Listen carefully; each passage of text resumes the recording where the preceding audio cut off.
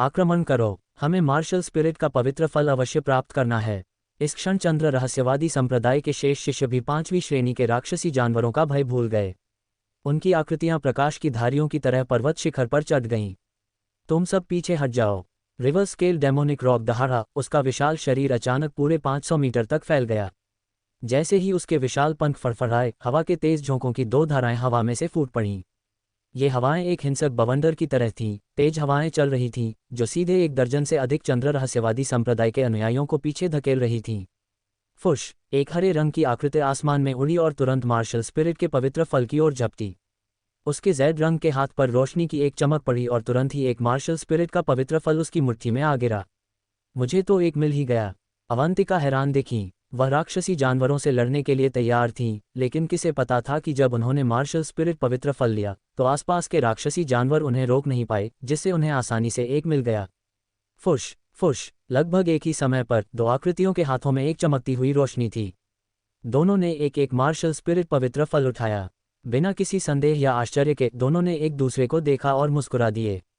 ये दोनों स्वाभाविक रूप से अथर्व और छाया थे। फुफ, इसी क्षण एक और आकृति सीधे ऊपर की ओर उछली। वहां से नीचे उतरो। यह आकृति मार्शल स्पिरिट के पवित्र फलों में से एक लेने ही वाली थी कि ऊपर आकाश से ऊर्जा का एक विस्फोट नीचे गिरा। यह ऐसा हमला था जैसे रिवर्स स्केल डेमोनिक रॉक पर लगे एक स्केल से हवा में चीरती हुई कोई पवनधार निकल रही हो। संजू का चेहरा डर से पीला पड़ गया। अब उसे मार्शल स्पिरिट के पवित्र फल को चुनने की कोई परवाह नहीं थी और वह तुरंत तेजी से पीछे हट गया। मनुष्यों, जल्दी करो और चले जाओ। पवित्र फल तुम्हारे लिए नहीं हैं। ठीक इसी क्षण रिवर्स स्केल डेमोनिक रॉक की दहाड़ सुनाई दी। तुरंत एक विशाल प्रकाश ने पर्वत शिखर पर बचे हुए 6 मार्शल स्पिरिट पवित्र फलों को घेर लिया और उन्हें अपनी ओर खींच लिया। गर्जना गर्जना, एक जानवर की दहाड़ हवा के प्रवाह को चीरती हुई सुनाई दी। रक्त में जैड राक्षसी बाघ के शरीर से ऊर्जा का एक अंतहीन प्रवाह निकला। उसके विशाल अगले पंजे ने एक ऐसा निशान छोड़ा जो अंतरिक्ष को चीरता हुआ सीधे भूत हाथ डूजिचुन को पीछे धकेल रहा था। उसका शरीर उछलकर कई मीटर लंबी प्रकाश की एक रेखा में बदल गया और रिवर्स स्केल राक्षसी रॉक की पीठ पर भी जा गिरा। फुसफुसाहट, ताइन राक्षसी खरगोश का विशाल नीला शरीर भी इस क्षण नीली रोशनी में परिवर्तित हो गया और फिर आकाश में रिवर्स स्केल राक्षसी रॉक पर उतरा। बैंग बैंग, पार्श्व वायु में एक विशाल ऊर्जा विस्फोट की ध्वनि सुनाई दी। प्रचंड तेज हवाओं के कारण युद्धकृपाण को दाओजुए का शरीर दर्जनों मीटर पीछे हट गया।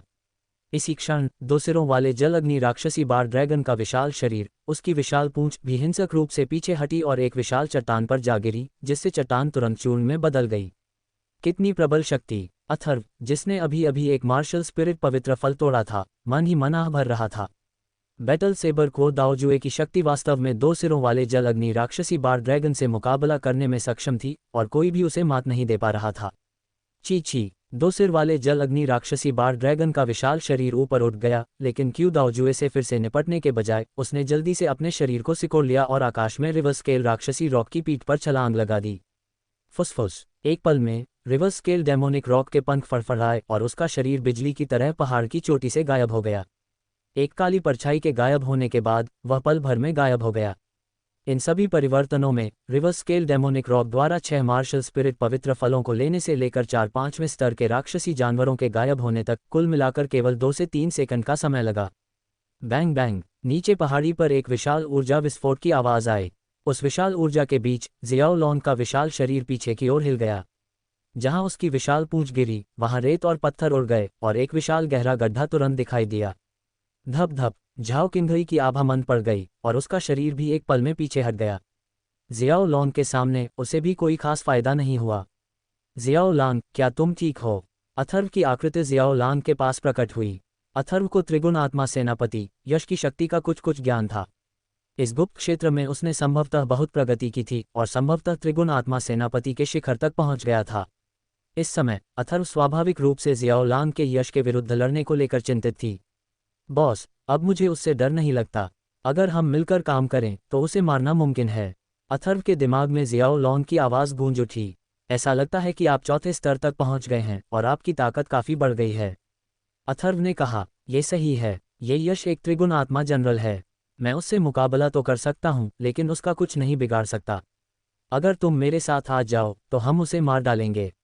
जियाओ लॉन की छोटी छोटी आंखें इधर उधर घूम गईं और हत्या का इरादा फैल गया। मार्शल स्पिरिट पवित्र फल राक्षसी जानवरों द्वारा ले लिए गए थे, हमें क्या करना चाहिए? 4-5वें स्तर के राक्षसी जानवरों ने 6 मार्शल स्पिरिट पवित्र फल ले लिए। पर्वत शिखर पर चंद्र रहस्यवादी संप्रदाय के शिष्यों का समूह उस दिशा को देख रहा था जिस ओर उल्टे पैमाने का राक्षसी रौब गायब हो गया था और खुद को असहाय महसूस कर रहा था। 4-5वीं श्रेणी के राक्षसी जानवर और यहाँ तक कि एक 5वीं श्रेणी का राक्षसी जानवर भी, ये तो अच्छा ही था कि वे उन्हें ढूंढने नहीं आए। उनका पीछा करने का कोई मतलब नहीं था। अभी अभी मार्शल स्पिरिट पवित्र फल किसे मिला? युहोंगलिंग, छाया और अथर्व। इन तीनों को एक एक मार्शल स्पिरिट पवित्र फल मिला। जिन शिष्यों को मार्शल स्पिरिट के पवित्र फल नहीं मिले थे वे तुरंत अवंतिका, छाया और अथर्व की ओर देखने लगे। 9 मार्शल स्पिरिट के पवित्र फलों में से केवल इन तीनों को ही एक एक मिला। तीनों को देखते हुए सबकी आंखें लाल हो गईं। नजरें मिलने के बाद सबकी नजरें आखिरकार छाया और अथर्व पर टिक गईं। ये स्पष्ट था कि अवंतिका को मार्शल स्पिरिट का पवित्र फल मिला था, लेकिन किसी ने भी उसे उकसाने की हिम्मत नहीं की, नहीं वे ऐसा कर सकते थे। अवंतिका की तुलना में छाया और अथर्व से निपटना आसान होगा। लगता है हम किसी मुसीबत में हैं। छाया की आकृति भी अथर्व के पास आ गई और आसपास की भीड़ की निगाहों को देखने लगी जो उन दोनों को जलती आंखों से देख रही थी। क्या ऐसा है? अथर्व ने हल्के से मुस्कुराते हुए अपना सिर थोड़ा ऊपर उठाते हुए अपनी निगाहें भीड़ पर घुमाते हुए कहा, क्या अब आप मार्शल स्पिरिट के पवित्र फल छीनने की योजना बना रहे हैं? सबने एक दूसरे की तरफ देखा। बैटल सेबर को दाओजुए थोड़ी देर झिझका और बोला, अथर्व, हम मार्शल स्पिरिट के पवित्र फलों के लिए गुप्त क्षेत्र में आए थे। अब सिर्फ तुम तीनों ने ही उन्हें हासिल किया है। मैं एक छीनना चाहता हूं, लेकिन मैं किसी और के साथ मिलकर काम नहीं करूंगा। क्यों न हम अभी मुकाबला करें? अगर मैं जीत गया तो मार्शल स्पिरिट का पवित्र फल मेरा होगा। अगर तुम जीत गए तो मेरे मन में इसके बारे में और कोई विचार नहीं रहेगा। मेरा भी यही इरादा है, तुमसे छीनने के लिए टीम बनाना। मैं इतना बेशर्म नहीं हूं। अथर्व, हम एक मैच खेलें तो कैसा रहेगा? अधिपति सेबर लॉन्गसान ने भी अथर्व की तरफ देखा। Flying eagle Anush, ghost hand दूर जिचुन और रोहित, मोहित और अन्य सभी का विचार एक जैसा ही था। तुम सब इसे चाहते हो, क्या मुझे तुम सब के साथ एक ही समय में प्रतिस्पर्धा करनी होगी? अथर्व ने बैटल सेबर को दाओजुए और बाकी लोगों की ओर देखते हुए कहा, अगर मार्शल स्पिरिट पवित्र फल मेरे हाथ लग गया तो तुम उसे नहीं ले पाओगे। अगर तुम सब मिलकर उसे छीनने भी लगो तो भी मैं मार्शल स्पिरिट पवित्र फल को नष्ट कर दूंगा। बेशक, मुझे पूरा विश्वास है कि तुम मुझे मार्शल स्पिरिट पवित्र फल को नष्ट करने के लिए मजबूर नहीं कर सकते। इसके अलावा तुम में से इतने सारे लोगों के साथ जिसे भी मार्शल स्पिरिट पवित्र फल मिलेगा, दूसरे उसे छीनते रहेंगे। मुझे लगता है तुम्हें बस हार मान लेनी चाहिए। जब तक इस गुप्त क्षेत्र की ऊर्जा अभी समाप्त नहीं हुई है, तुम 3 महीने और साधना कर सकते हो। सब एक दूसरे को देखने लगे। अथर्व को घूर रहे थे, उनके चेहरे पर मुस्कान थी। अगर मार्शल स्पिरिट का पवित्र फल किसी और के हाथ लग गया तो उसे वापस छीनना इतना आसान कैसे हो सकता है? अगर दूसरे पक्ष ने अंत में मार्शल स्पिरिट के पवित्र फल को सचमुच नष्ट कर दिया तो वह किसी को नहीं मिलेगा। अथर्व की बातें सुनकर कुछ लोगों ने जल्दी से छाया की ओर नजर घुमाई। छाया के पास भी एक मार्शल स्पिरिट पवित्र फल था। क्या तुम्हें लगता है कि मेरा छीनना आसान है? अगर छीनना ही है तो और कोशिश करो। छाया की आंखें गहरी हो गईं और उसकी खूबसूरत आंखों में ठंडक फैल गई। छाया को देखकर केवल झाओ किन्घई और उसके समूह के चेहरे खिल उठे।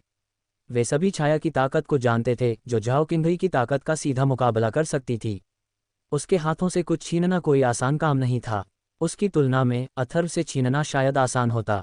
जो कोई भी छाया से छीनने की हिम्मत करेगा वह मेरे खिलाफ है। मैं उसे इसकी कीमत चुकाने पर मजबूर कर दूंगा। अवंतिका चमकती हुई छाया के पास पहुंची। अवंतिका और छाया को देखते हुए सभी ने एक दूसरे को देखा और अंत में हल्की सी आह भरी। मार्शल स्पिरिट के पवित्र फल प्राप्त करने वाले 3 लोगों के साथ खिलवाड़ करना आसान नहीं था। अथर्व, मार्शल स्पिरिट का पवित्र फल दे दो और हमारी सारी शिकायतें दूर हो जाएंगी, कैसा रहेगा? एक ठंडी आवाज फैली और 3 आकृतियां बाहर निकली। उनकी आंखें कुछ उदास थीं। ये झाओ किन्घई, झाओ किंगटियन और CHITRANSH थे।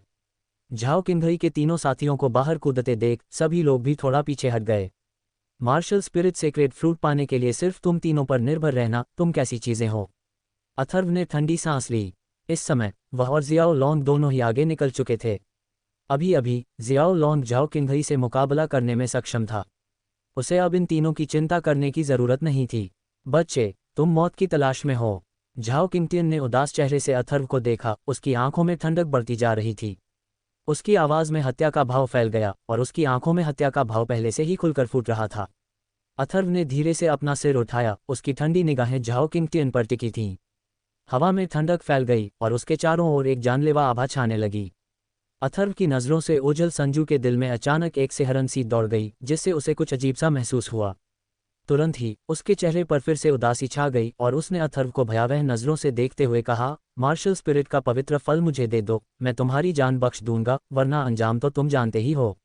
अथर्व हल्के से मुस्कुराया, उसकी मुस्कान में एक ठंडक थी। मैंने कहा था, सिर्फ तुम तीनों, तुम अपने आप को बहुत ऊंचा समझते हो। झाओ किंगघई और झाओ किंगटियन के चेहरे तमतमा गए और उनके दिलों में हत्या की भावना बेकाबू होकर उमड़ पड़ी। चाहे किसी भी कोण से, उन्हें आज अथर्व से निपटना ही था। तीनों ने एक दूसरे को देखा और फिर धीरे धीरे आगे बढ़े, अथर्व को बीच में घेर लिया। यश, आज हमने फिर से मुकाबला किया।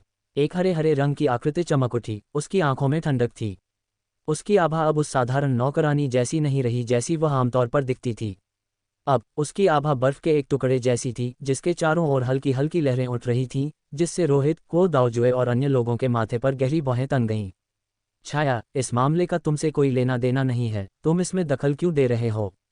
झाओ किंगघई का चेहरा थोड़ा सा तमतमा गया। छाया का आभामंडल पिछली बार से कहीं ज्यादा तेज लग रहा था। यह महसूस करते हुए वह बेहद हैरान रह गया। उसने कभी सोचा भी नहीं था कि एक दासी, ड्रैगन सूची के सर्वोच्च विशेषज्ञ, उससे सीधे मुकाबला कर सकती है।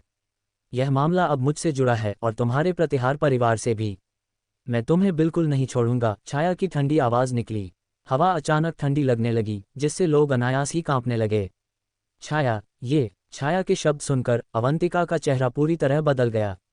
होंगलिंग, यह मामला पहले से ही मुझसे संबंधित है, आपको इससे अधिक कुछ कहने की आवश्यकता नहीं है। आज मैं देखना चाहती हूं कि यंग मास्टर लू को छूने की हिम्मत कौन करता है, छाया ने धीरे से अवंतिका से कहा। जैसे ही वह पीछे मुड़ी, फिर उसकी ठंडी निगाहें यश सहित उन तीनों पर लौट आईं। छाया के शब्द पढ़ते ही आसपास के सभी शिष्यों को एक अदृश्य आभा का एहसास हुआ। ये दासी कैसे हो सकती है? इस आभा के साथ वहां मौजूद सभी लोगों में शायद कोई भी इसका मुकाबला नहीं कर सकता था। यह आभा व्यक्तिगत शक्ति से संबंधित नहीं थी, बल्कि किसी वरिष्ठ की अदृश्य आभा थी। उस स्थान का वातावरण तुरंत तनावपूर्ण हो गया और सभी के हृदय में दमन की भावना छा गई। तुम लोग उस राक्षस और अथर्व से निपट लो, मैं छाया को संभाल लूंगा। यश का चेहरा आखिरकार पूरी तरह से ठंडा और गंभीर हो गया। उसकी आवाज धीमी पड़ गई और वह फिर से सीधे छाया पर झपटा। इस समय उसे अथर्व से निपटना ही था। अगर अथर्व ने मार्शल स्पिरिट सेक्रेट फ्रूट खा लिया तो भविष्य में उससे निपटना अकल्पनीय होगा। छाया, सावधान रहो। अथर्व की आवाज छाया के कान तक पहुंची। चिंता मत करो, मुझे पवित्र कुंड में सफलता मिल गई है। वर्तमान झाओ किंगघई अब मेरा प्रतिद्वंद्वी नहीं है। छाया की आवाज अथर्व के कान तक पहुंची। फुश, इस क्षण झाओ किंगघई की आध्यात्मिक ऊर्जा बिना किसी हिचकिचाहट के उमड़ पड़ी। उसका चेहरा चमक उठा और वह सीधे कुयू की ओर झपटा। झाओ किंगघई को आगे बढ़ते देख कुयू का चेहरा धीरे धीरे ठंडा पड़ गया। उसने एक कदम आगे बढ़ाया और उसकी आध्यात्मिक ऊर्जा का संचार होने लगा। उसके शरीर के चारों ओर प्रकाश की एक धारा चमक उठी और अचानक भीतर से आध्यात्मिक ऊर्जा का एक अदृश्य उभार फूट पड़ा, जिसने सब कुछ अपने में समेट लिया। उसके चारों ओर अंतरिक्ष की लहरें उठ खड़ी हुईं और उसके शरीर के भीतर से एक शक्तिशाली आभा फैल गई। इस समय छाया के उतार चढ़ाव को महसूस करते हुए को दाओजुए, रोहित, मोहित और अन्य लोग पूरी तरह से चकित थे। ऐसा आभामंडल उनमें से किसी से भी कम नहीं था, बल्कि थोड़ा ज्यादा प्रबल था।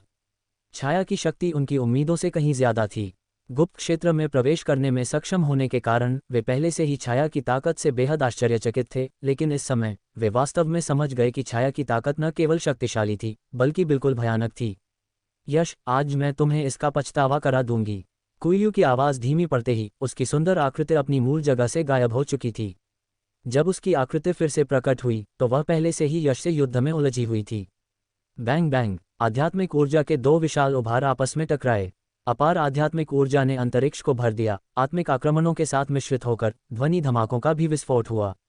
बॉस, हमेशा की तरह मैं कमजोर वाले का ध्यान रखूंगा, लिटिल ड्रैगन ने कहा। उसके विशाल शरीर के तराजू खड़े हो गए। एक जबरदस्त दबाव फैल गया और वह सीधे CHITRANSH की ओर झपटा।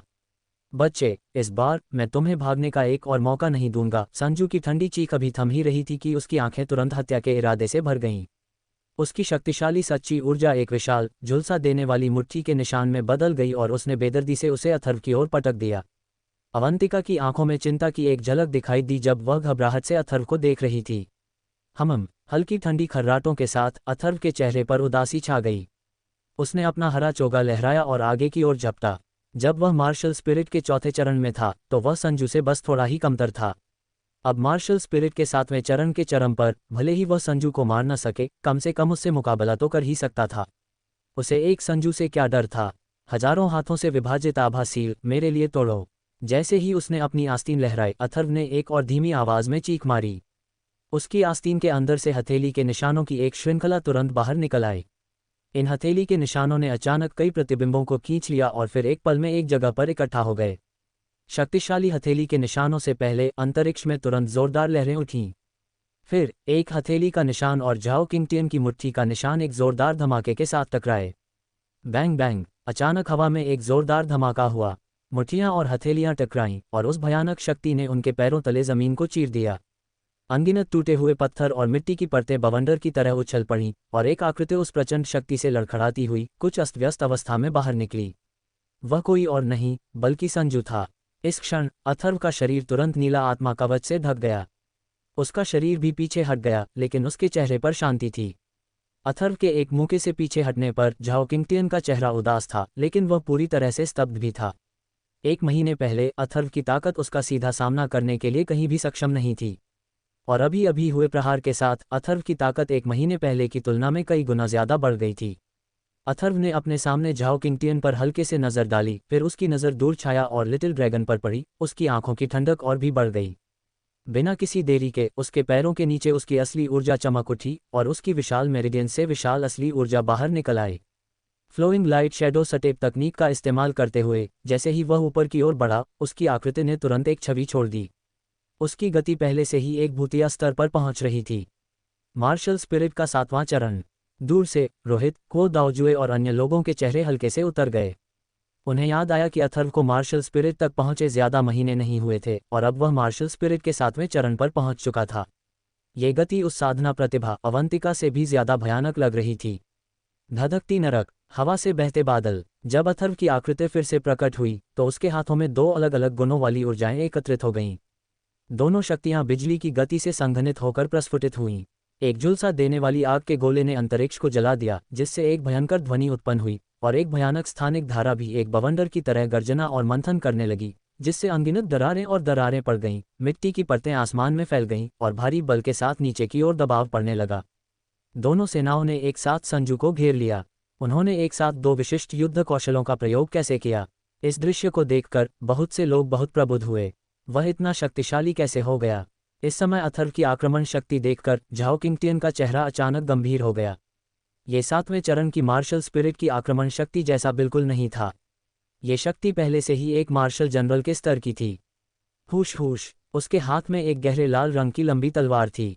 तलवार की रोशनी हवा को चीरती हुई सीधे अंतरिक्षीय कंपन पैदा कर रही थी। उसकी शक्ति गर्जना कर रही थी, जिससे अंतरिक्ष में ध्वनि विस्फोट पैदा हो रहे थे।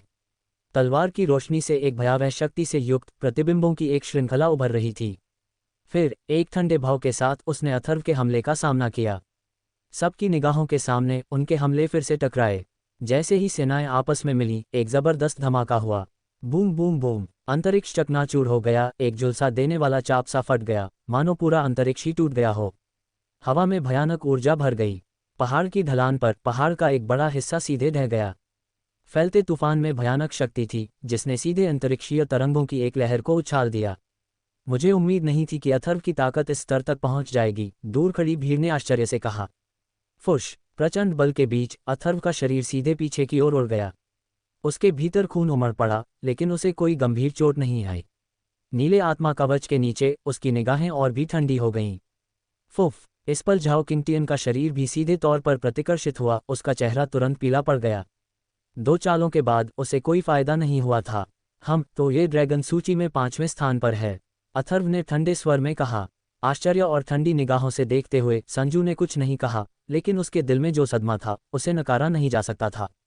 छाया, तुम ही तो हो जिसने इस झंझट में पड़ने की जिद की थी, इसलिए मुझे बदतमीजी का इल्जाम मत दो। झाओ किंगई की चीख बगल से आए। जैसे ही उसके हाथ की मुहरें तेजी से बदली, आध्यात्मिक ऊर्जा उमड़ पड़ी और एक हथेली का निशान अचानक बिजली की गड़गड़ाहट की तरह छाया की ओर तेजी से बढ़ा। हालांकि यह हथेली का निशान बड़ा नहीं था, फिर भी यह एक हल्की रोशनी से टिमटिमा रहा था और आसपास का वातावरण तुरंत दब गया।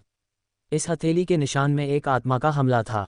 झाओ किन्घई स्पिरिट स्प्लिटिंग पाम का उपयोग कर रहा है, यह उसका तुरुप का पत्ता है, एक निम्न श्रेणी का गहन स्तर का स्पिरिट कौशल। मोहित ने थोड़ा आश्चर्य से कहा। मुझे आश्चर्य है कि क्या छाया इसका सामना कर पाएगा, फ्लाइंग ईगल अनुष ने भौहें चढ़ाते हुए कहा। आत्मा को विभाजित करने वाली हथेली, यश ने इस भयानक हथेली के निशान के साथ आगे बढ़ते हुए दहाड़ते हुए कहा।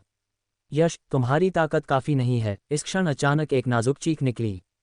छाया के चारों ओर जैसे जैसे उसके हाथों की मुहरें बदलती गईं, उसका आभामंडल काफी बढ़ गया और हर दिशा में अंतरिक्षीय लहरें उठने लगीं। हवा के झोंके से एक विशाल हथेली का निशान नीचे दबा। जैसे ही यह हथेली का निशान गाढ़ा हुआ, आसपास के चंद्र रहस्यवादी संप्रदाय के सभी शिष्यों ने तुरंत अपनी आत्माओं को दबा हुआ महसूस किया और वे सभी भयभीत आंखों से छाया को देखने लगे। जैसे ही हथेली का निशान सघन हुआ, कुयू के काले बाल एक बार फिर बिखर गए। उसने एक कदम आगे बढ़ाया और हथेली का निशान सीधे झाओ किन्घई द्वारा सघन किए गए हथेली के निशान से टकराया। हुश हुश, दो शक्तिशाली हथेलियों के निशान आपस में टकराए, लेकिन जैसी कि सभी को उम्मीद थी, कोई जोरदार आवाज नहीं हुई, बल्कि वे हल्के से टकराए और उस टक्कर से अंतरिक्षीय तरंगों की एक बड़ी लहर फैल गई। पुरस्कार के लिए मार्केट बॉस को धन्यवाद। दोनों हथेलियों के निशान एक दूसरे पर चढ़ गए और कुछ देर के लिए गतिरोध में फंस गए। एक पल में जैड हरे रंग के हथेली के निशान से अचानक आध्यात्मिक ऊर्जा की लहरें उठती देखकर सभी हैरान रह गए। झाओ किन्घई के सघन हथेली के निशान को छाया के हाथ में मौजूद हथेली के निशान ने तुरंत कुचलकर पीछे धकेल दिया। फुश, झाओ किन्घई की आत्मा विभाजक हथेली उसी क्षण फट गई और अंततः शून्य में बदल गई। धप धप, यश का शरीर 10 कदम पीछे हट गया। फफ, झाओ किन्घई के मुंह से तुरंत ताज़ा खून की एक बूंद निकली और उसका चेहरा अचानक पीला पड़ गया। झाओ किन्घई के दिल में एक अजीब सा झटका सा लगा और वह अविश्वास से छाया को घूरने लगा। वह आत्मा विभाजक हथेली की शक्ति को किसी से भी बेहतर जानता था। यह एक जुबान स्तर का निम्न स्तर का आत्मा कौशल था। एक साधारण चतुर्भुज आत्मा सेनापति भी इसका सामना करने में पूरी तरह असमर्थ होता। लेकिन अब उसकी आत्मा को विभाजित करने वाली हथेली सीधे नौकरानी छाया के हाथों टूट गई थी, मानो वह वल्नरेबल हो। इससे उसे कुछ अविश्वास हुआ। तुम मेरी आत्मा को चीर देने वाली हथेली कैसे तोड़ सकते हो? छाया को घूरते हुए झाओ किन्घई को इस बात पर यकीन ही नहीं हुआ। वह ड्रैगन लिस्ट में पहले नंबर पर था, उसे एक दासी कैसे हरा सकती थी? स्पिरिट स्प्लिटिंग पाम, ये तो बस एक जुबान level low stage spirit skill है। क्या तुम्हें लगता है कि यह प्रभावशाली है? मैंने अभी जो इस्तेमाल किया है वह जुबान level middle stage spirit skill है। छाया के चेहरे पर उदासी छा गई और उसने कहा, अगर मैं सेक्ट मास्टर के लिए मुश्किलें नहीं खड़ी करना चाहती तो मैं तुम्हें अभी मार सकती थी, लेकिन अगली बार मैं तुम्हारी जान जरूर ले लूंगी और मैं बिल्कुल भी विनम्र नहीं रहूंगी। जुबान स्तर मध्य चरण का आत्मिक कौशल। छाया के शब्द सुनकर दूर खड़े लोग प्रशंसा से झूम उठे। यहाँ तक कि वे चंद्र रहस्यवादी संप्रदाय की उत्कृष्ट युवा पीढ़ी भी जुबान स्तर मध्य चरण के युद्ध कौशल या जुबान स्तर मध्य चरण के आत्मिक कौशल का अभ्यास नहीं कर सकते थे। सर्वोच्च जुबान स्तर निम्न चरण था। अप्रत्याशित रूप से छाया ने जुबान स्तर मध्य चरण के आत्मिक कौशल का उपयोग किया था। हिस हिस, छोटे ड्रैगन ने गुस्से से एक धीमी दहाड़ लगाए और अपनी जीभ फड़फड़ाई। उसका विशाल शरीर एक छोटे पहाड़ की तरह कुंडलित होकर ऊपर उठा हुआ था और उसका सिर ऊंचा था। पहले छोटे ड्रैगन का शरीर 300 मीटर से भी कम लंबा था, लेकिन इस समय वह पूरे 400 मीटर लंबा था और उसका व्यास भी 7-8 मीटर चौड़ा था। उसके शल्क थोड़े से फैल गए थे, जिससे एक हल्की सुनहरी लौ निकल रही थी। उसके शरीर से निकलने वाले दबाव ने ही ज़ेंग चक्सियों को चौंका दिया था। अपने सामने छोटे ड्रैगन के विशाल शरीर को घूरते हुए ज़ेंग चक्सियों पहले से ही दयनीय स्थिति में था। पिछली बार तो वह इस राक्षसी जानवर से मुकाबला कर सकता था, लेकिन अब उसे लग रहा था कि अब वह इस राक्षसी जानवर से मुकाबला नहीं कर सकता। तस्क, चित्रांश ने हल्के से दांत पीसते हुए लिटिल ड्रैगन पर फिर से हमला किया। उसके हाथ में बड़ी नीली कृपाण पानी की धुंध के झोंके लेकर आए और कृपाण की एक रोशनी चमक उठी। कृपाण की रोशनी अंतरिक्ष को चीरती हुई सीधे लिटिल ड्रैगन की ओर बढ़ रही थी। कृपाण की रोशनी नीचे गिरी और पल भर में लिटिल ड्रैगन के सामने पहुंच गई। प्रथम श्रेणी के मार्शल जनरल की ताकत के साथ चित्रांश का हमला निश्चित रूप से असाधारण रूप से शक्तिशाली माना जाता था। इस समय छोटा ड्रैगन बिल्कुल भी नहीं हिला। चित्रांश के कृपाण वार को आते देख उसने अपनी जीभ हिलाई। जब दूरी 50 मीटर से भी कम रह गई तो छोटा ड्रैगन अचानक भड़क उठा। उसका विशाल शरीर अतुलनीय फुर्ती के साथ उछल पड़ा और अपने विशाल शरीर की गति का उपयोग करते हुए हवा को चीरता हुआ ऊपर उठा। एक पल में उसने अपना विशाल रक्तलाल मुंह खोला और एक प्रचंड सुनहरी ज्वाला फूट पड़ी। ये सुनहरी लौ हवा में फैल गई। जहां से भी यह गुजरी, अंतरिक्षीय तरंगें एक ही पल में धुएं में बदल गईं और फिर भयानक उच्च तापमान से वाष्पित हो गईं। हिस हिस, लगभग उसी समय चित्रांश की कृपाण की रोशनी भी सीधे लिटिल ड्रैगन द्वारा प्रक्षेपित सुनहरी लौ के नीचे गिर पड़ी। कृपाण की रोशनी अंतरिक्षीय तरंगों की तरह तुरंत धुएं में जल गई और भयानक उच्च तापमान से वाष्पित भी हो गई। इतनी भयानक लपटों का सामना करते हुए चित्रांश ने तुरंत भागने की सोची, लेकिन उसकी गति लिटिल ड्रैगन की गति के आगे कैसे टिक सकती थी। जैसे ही उसका शरीर हिंसक रूप से पीछे हटने वाला था, एक भयानक सुनहरी लौ उसके सिर तक पहुंच चुकी थी।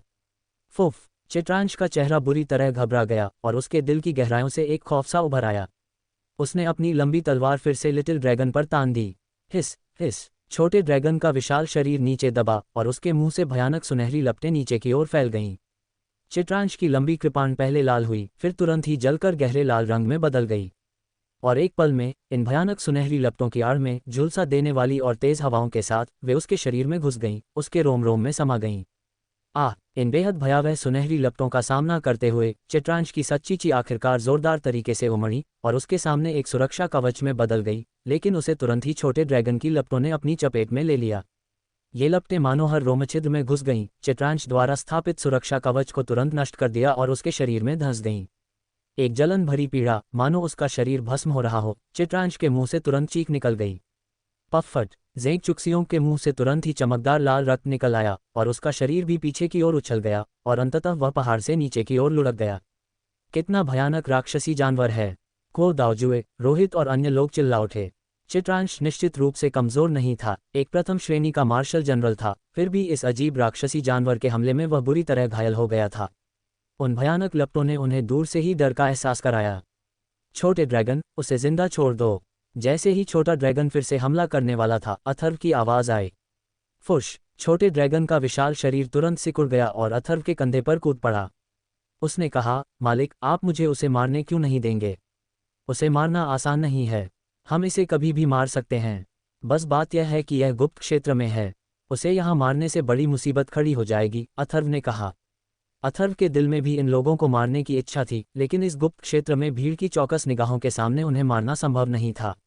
युन शियातियान ने पहले ही कह दिया था कि जो कोई भी अपने साथी शिष्य की हत्या करेगा, चाहे वह कोई भी हो, उसे मार दिया जाएगा और यहाँ तक कि उसके परिवार को भी फंसाया जाएगा। इसके अलावा उसे अभी तक 10,000 साल का लाल ताम्रपत्र नहीं मिला था और उसे अभी भी चंद्र रहस्यवादी संप्रदाय में ही रहना था। अगर वह इन तीनों को मारना भी चाहता तो उसे गुप्त रूप से मारना पड़ता। अभी बिल्कुल भी सही समय नहीं था। छाया, चलो, अथर्व ने छाया से कहा। उसे जल्दी से मार्शल स्पिरिट के पवित्र फल को अपने शरीर पर लगाकर उसे परिष्कृत करना होगा, वरना उसका असर बहुत कम हो जाएगा। ठीक है। छाया ने अपनी आभा को थोड़ा नियंत्रित किया और अथर्व की तरफ बढ़ गई। झाओ किंगटियन और यश, दोनों भाइयों के चेहरे पर घबराहट थी। वे अथर्व और छाया को घूर रहे थे, लेकिन हमला जारी नहीं रखा। झाओ किंगटियन, यश, तुम में मार्शल स्पिरिट सेक्रेड फ्रूट पाने की क्षमता नहीं है। हम पहले निकलेंगे। इस बार मैं तुम्हें छोड़ दूंगा। अगली बार तुम इतने भाग्यशाली नहीं होगे। अथर्व ने ठंडे स्वर में झाओ किंगटियन और यश की ओर देखते हुए कहा। अपनी पीठ के पीछे अपने सच्चे क्यूई पंखों को फड़फड़ाते हुए उसने छाया को कमर से गले लगाया और हवा में उड़ गया। छोटे चोर, बदमाश, तुमने मुझसे एक शब्द भी नहीं कहा। अथर्व को छाया को गोद में लेकर जाते देख अवंतिका को इतना गुस्सा आया कि वह अपने पैर पटकते हुए अथर्व पर जोर से चिल्लाए। जूनियर सिस्टर, आपको जल्दी से मार्शल स्पिरिट सेक्रेड फ्रूट ले लेना चाहिए। आप इसे जितनी जल्दी लेंगी, यह उतना ही ज्यादा असरदार होगा। मैं आपकी रक्षा करूंगा, रोहित ने अवंतिका के पास आते हुए कहा। उसने दूर से गायब होती अथर्व की आकृति को घृणा से घूरा, फिर एक हल्की सी सिसकारी भरी। इसके तुरंत बाद उसे अचानक अन्याय का एहसास हुआ और उसकी आंखें नम हो गईं। और इस पल हर कोई अभी भी सदमे में था। अथर्व, छाया और उस राक्षसी जानवर की ताकत, सब भयानक थे। ड्रैगन लिस्ट में पहले नंबर 1 झाओ किंगहई अब सिर्फ नाम के लिए ही रह जाएगा। ड्रैगन लिस्ट में असली नंबर 1 अब झाओ किंगहई नहीं बल्कि छाया थी। जहां तक अथर्व की बात है, जो झाओ किंगटियन से सीधे मुकाबला कर रहा था, उसकी ताकत निश्चित रूप से ड्रैगन सूची में शीर्ष 5 में थी। और अब जब उसने मार्शल स्पिरिट का पवित्र फल प्राप्त कर लिया था, तो एक और सफलता बस सामने ही थी और उसकी ताकत और भी भयानक हो जाएगी। यश और झाओ किंगटियन दोनों भाइयों के चेहरे पर घृणा थी, लेकिन वे बहुत असहाय भी थे। कुल मिलाकर स्थिति बिगड़ चुकी थी। अथर्व की नींव पहले ही जम चुकी थी और छाया और राक्षसी जानवर के साथ वे उससे निपट नहीं सकते थे। गुप्त क्षेत्र से निकलने के बाद ही उन्हें कोई रास्ता सूझ रहा था। उनकी आंखें झपक गईं और अंत में वे अपने दिलों के गुस्से और ठंडक को निगल ही पाए। अथर्व ने एक मार्शल स्पिरिट पवित्र फल प्राप्त कर लिया था और उसे लेने के बाद वह निश्चित रूप से फिर से आगे बढ़ेगा, संभवतः सीधे मार्शल जनरल चरण तक पहुंच जाएगा। अनुमान लगाया गया था कि इस गुप्त क्षेत्र में 3 महीने शेष रहने पर छिपने की बारी उनकी होगी। नमस्कार दानव राजा। अभी भी भूमिगत चट्टान गुफा के अंदर रिवर्स स्केल राक्षसी पेंग ने लिटिल ड्रैगन को प्रणाम किया। ये सचमुच चमत्कारी है। अथर्व उस क्षण चट्टानी गुफा को घूर रहा था।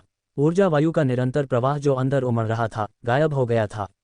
चट्टानी गुफा जो पहले धुंध से भरी थी अब साफ हो गई थी। चट्टान की छत काली और चिकनी थी, लेकिन उस पर कई स्टैलेक्टाइट लटक रहे थे। दूधिया सफेद पानी की बूंदें धीरे धीरे कुंड में टपक रही थीं। कुंड का पानी भी अब साफ हो गया था और इस समय तालाब के बीचों बीच लगी विशाल बेल अब रोशनी नहीं दे रही थी और कुछ मुरझाई हुई लग रही थी। शुरू में उससे जो प्रचुर ऊर्जा का एहसास हो रहा था वह अब शांत हो चुका था। ऊर्जा गायब हो गई है, छाया ने धीरे से कहा। यहाँ की ऊर्जा केवल 1 महीने तक ही रहती है। ये 3 साल बाद ही पुनः प्रकट होगी, रक्तजैद राक्षसी बाघ ने कहा। गुरुजी, ये पवित्र फल हैं। उल्टे पैमाने वाले राक्षसी पेंग ने अपने पंख फैलाए। उसके पंखों के तराजू पर शिशुओं के आकार के 6 आत्मा फल थे। इन 6 मार्शल स्पिरिट पवित्र फलों के प्रकट होते ही पूरी चट्टानी गुफा एक बार फिर प्रचुर ऊर्जा से भर गई। हे, अथर्व ने दुष्टता से मुस्कुराते हुए कहा। उसने पहले ही 5 जेड बॉक्स निकाल लिए थे और 5 मार्शल स्पिरिट सेक्रेट फ्रूट्स अलग अलग पैक कर लिए थे। उसने आखिरी वाला लिटिल ड्रैगन को दिया। लिटिल ड्रैगन, तुम इसे ले लो। अथर्व को देखकर छाया भी व्यंग्यात्मक मुस्कान के साथ मुस्कुराए। ये सब शायद सिर्फ उसे ही पता था। चंद्र रहस्यवादी संप्रदाय के बाकी सभी लोग अब भी यही सोच रहे थे कि बाकी 6 मार्शल स्पिरिट पवित्र फल राक्षसी जानवरों ने ले लिए हैं। किसने सोचा होगा कि यह सब अथर्व की गुप्त योजना थी। सभी 7 मार्शल स्पिरिट पवित्र फल उसकी जेब में थे। फुस। ठीक इसी क्षण तालाब में एक लहर उठी और फिर एक सफ़ेद आकृति तालाब से बाहर निकली। ये 9 पूंछ वाली राक्षसी लोमड़ी थी। मिस मधुरिमा, आपकी साधना कैसी चल रही है? 9 पूंछ वाली राक्षसी लोमड़ी की आभा को देखते हुए अथर्व ने अपने दिल में महसूस किया कि वह निश्चित रूप से इस महीने के भीतर बहुत मजबूत हो गई है। बस बहुत हो गया। इस पवित्र कुंड की ऊर्जा सूख चुकी है, इसलिए मेरे लिए साधना जारी रखने का कोई मतलब नहीं है। क्या तुम सबको पवित्र फल मिल गए? 9 पूंछ वाली राक्षसी लोमड़ी मधुरिमा ने अपनी आंखें खोलीं और उनमें एक तेज चमक चमक उठी। हम सभी को मिल गए, अथर्व ने उत्तर दिया। तो फिर जल्दी से वापस चलें। आपको जितनी जल्दी हो सके पवित्र फलों का सेवन करना होगा। आप जितनी जल्दी उन्हें खा लेंगे उतना ही बेहतर प्रभाव होगा। मुझे भी फिर से एकांत में जाने की ज़रूरत है। मुझे लगता है कि एक सफलता की तैयारी करनी होगी, 9 पूंछ वाली राक्षसी लोमड़ी ने धीरे से कहा।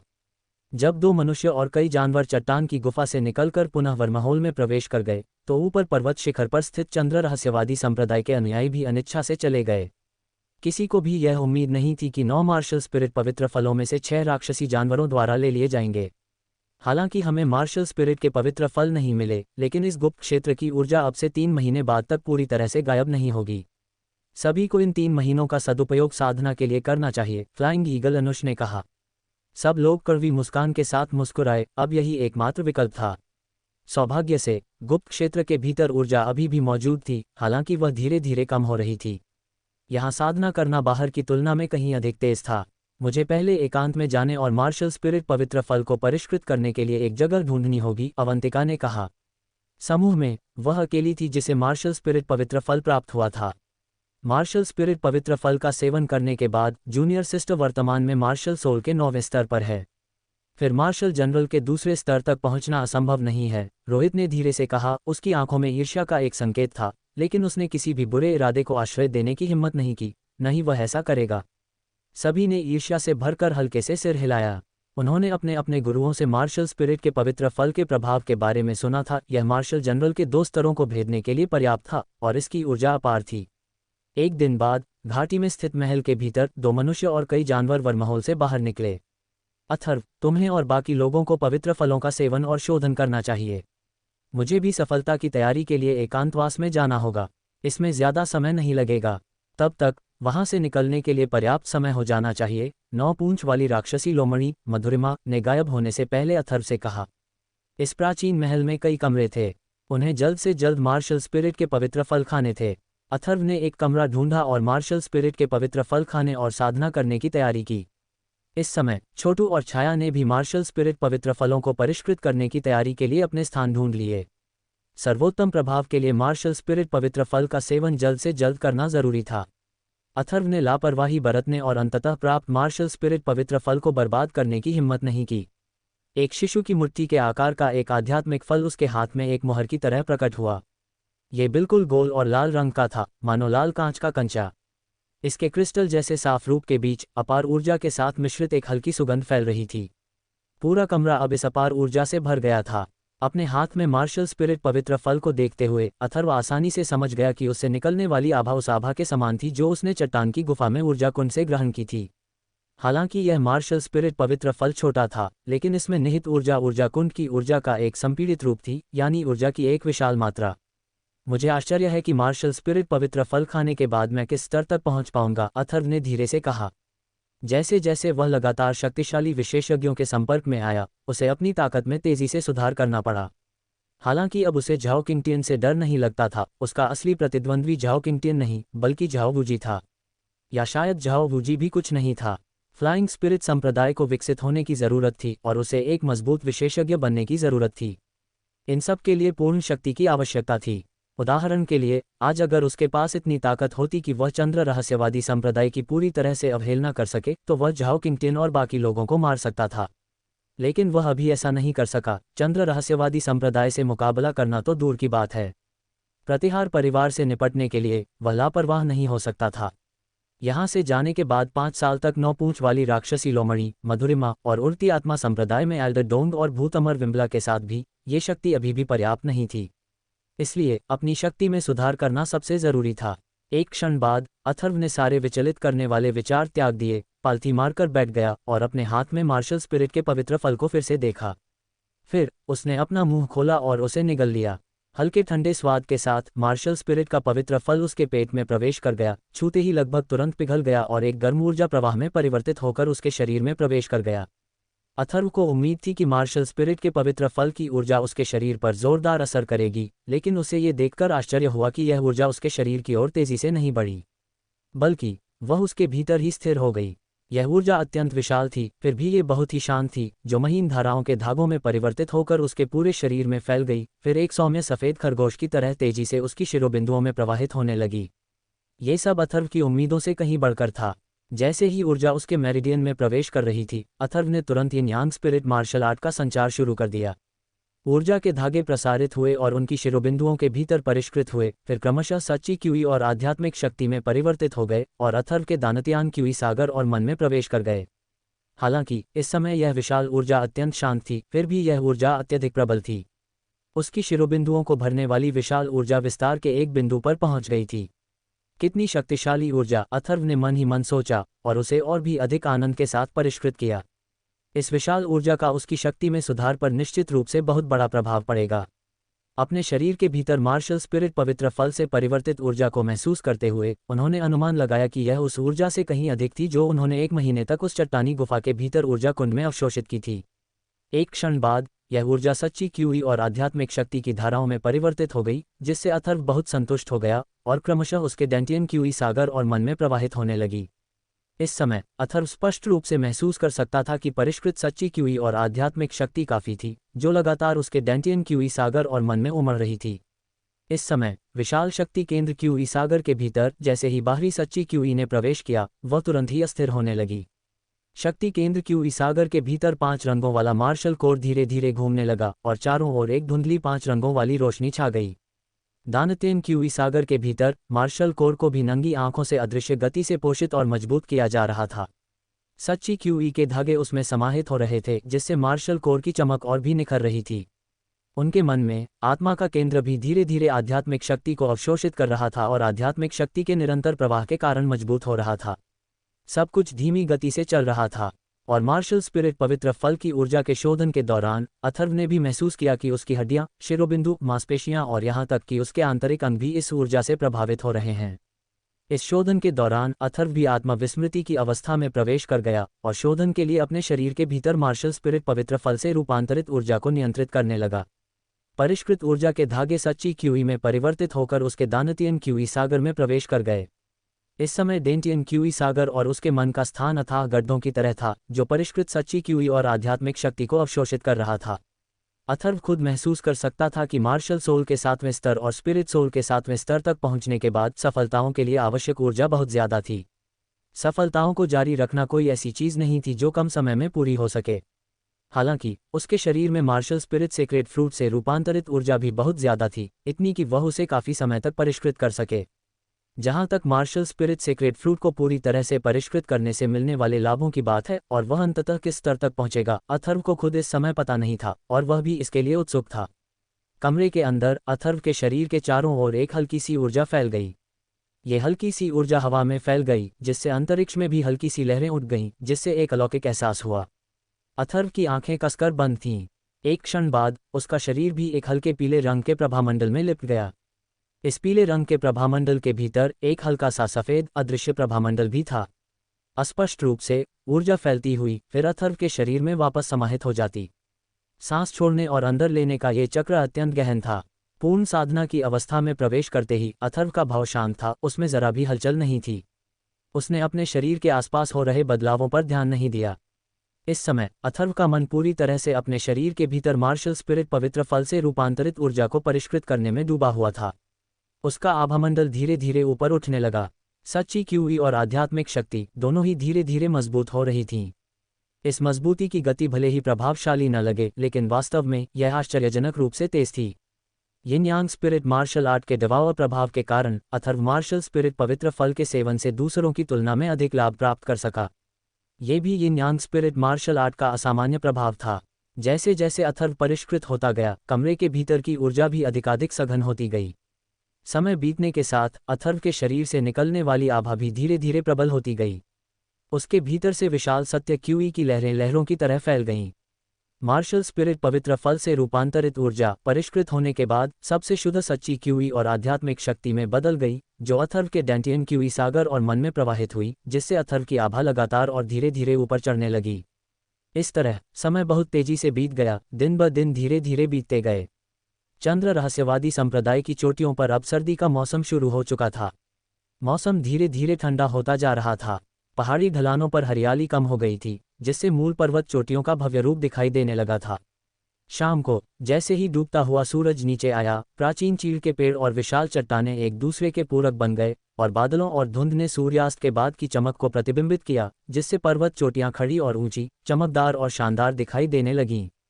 एक पर्वत शिखर पर स्थित शांत प्रांगण में यद्यपि सर्दी का मौसम शुरू हो चुका था, फिर भी बहुत सारे गमलों में पौधे लगे हुए थे और कुछ फूल भी खिले हुए थे।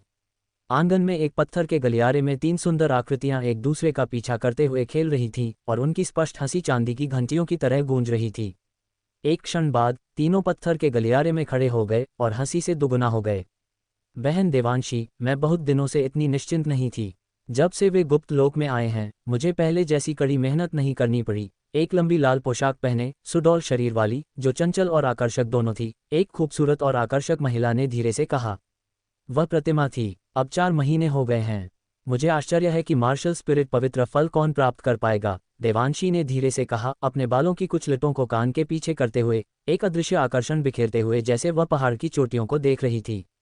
वैसे भी हम में से किसी का भी हिस्सा नहीं है, इसलिए हमें चिंता करने की कोई आवश्यकता नहीं है, खुशी ने धीरे से कहा। फिर हंसते हुए देवांशी से कहा, बहन देवांशी, आपको अथर्व के बारे में चिंता होनी चाहिए, है ना? तुम छोटी बच्ची मुझे फिर से चिढ़ा रही हो। देवांशी ने अपनी खूबसूरत आंखों से घूरा, लेकिन फिर एक हल्की सी मुस्कान भी दिखाई दी। उसने धीरे से कहा, मुझे चिंता है कि कहीं छाया और अथर्व खतरे में न पड़ जाएं।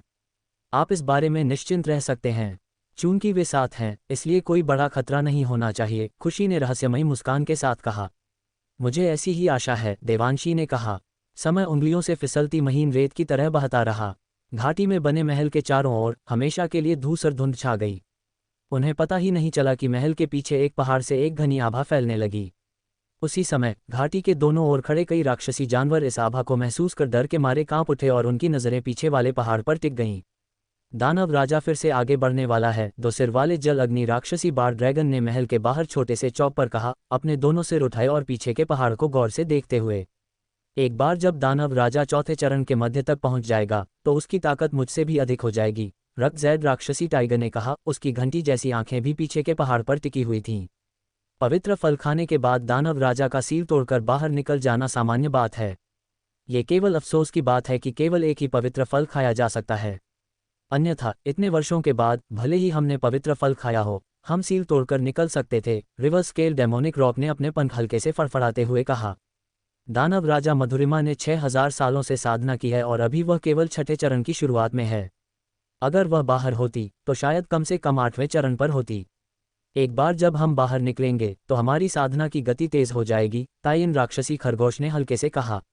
उसकी आवाज़ एक महिला की आवाज़ थी और वह काफ़ी प्यारी लग रही थी।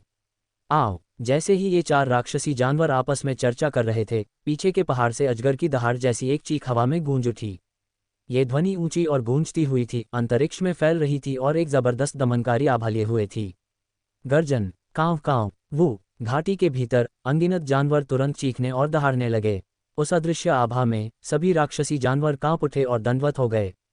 इस क्षण 5वें चरण के 4 राक्षसी जानवर, रिवर स्केल राक्षसी रॉक, ताइन राक्षसी खरगोश, 2 सिरों वाला जल अग्नि राक्षसी बार ड्रैगन और रक्त जैड राक्षसी बाघ भी कांप उठे। उनके रक्त वंश और आत्माओं की गहराई से एक ऐसा दबाव आया जिससे इस दमनकारी शक्ति का विरोध करना असंभव हो गया। एक दानव सम्राट की आभा, यह एक दानव सम्राट की आभा है। 2 सिरों वाला जल अग्नि राक्षसी बार ड्रैगन कांप उठा। इस आभा ने उसे इतना दबा दिया था कि वह मुश्किल से सांस ले पा रहा था। वो दहाड़ दहाड़। 5वीं अवस्था के 4 राक्षसी जानवर दहाड़ने से खुद को रोक नहीं पाए। उनकी दहाड़ से उनकी आत्मा की गहराइयों का दमन थोड़ा कम हो गया। पीछे के पहाड़ से एक विशाल सुनहरी रोशनी आसमान में उठी और एक प्रचंड आभा फैल गई। एक विशाल अजगर की पूंछ जैसी पूंछ फूट पड़ी और सुनहरी लपटों का एक समूह हवा में फैल गया, जो अपने पीछे एक चिलचिलाती गर्मी छोड़ गया। फुश। प्राचीन महल से एक सुंदर आकृति उछलकर बाहर आए। वह छाया थी। पीछे पहाड़ पर हो रहे भारी शोरगुल को देखकर छाया की आंखों में आश्चर्य झलक रहा था। यह आभामंडल तो बहुत मिलता जुलता है, लेकिन शियाओलोंग उस भयानक जाति का नहीं लगता। यह अजीब है। आसपास का माहौल बेहद हिंसक था। घाटी में अनगिनत जानवरों की दहाड़ें काफी देर तक गूंजती रहीं। पूरे आधे घंटे बाद ही पीछे के पहाड़ के अंदर का माहौल धीरे धीरे कम हुआ। फुश। पीछे के पहाड़ से प्रकाश की एक पीली रेखा बिजली की तरह चमकती हुई बाहर निकली।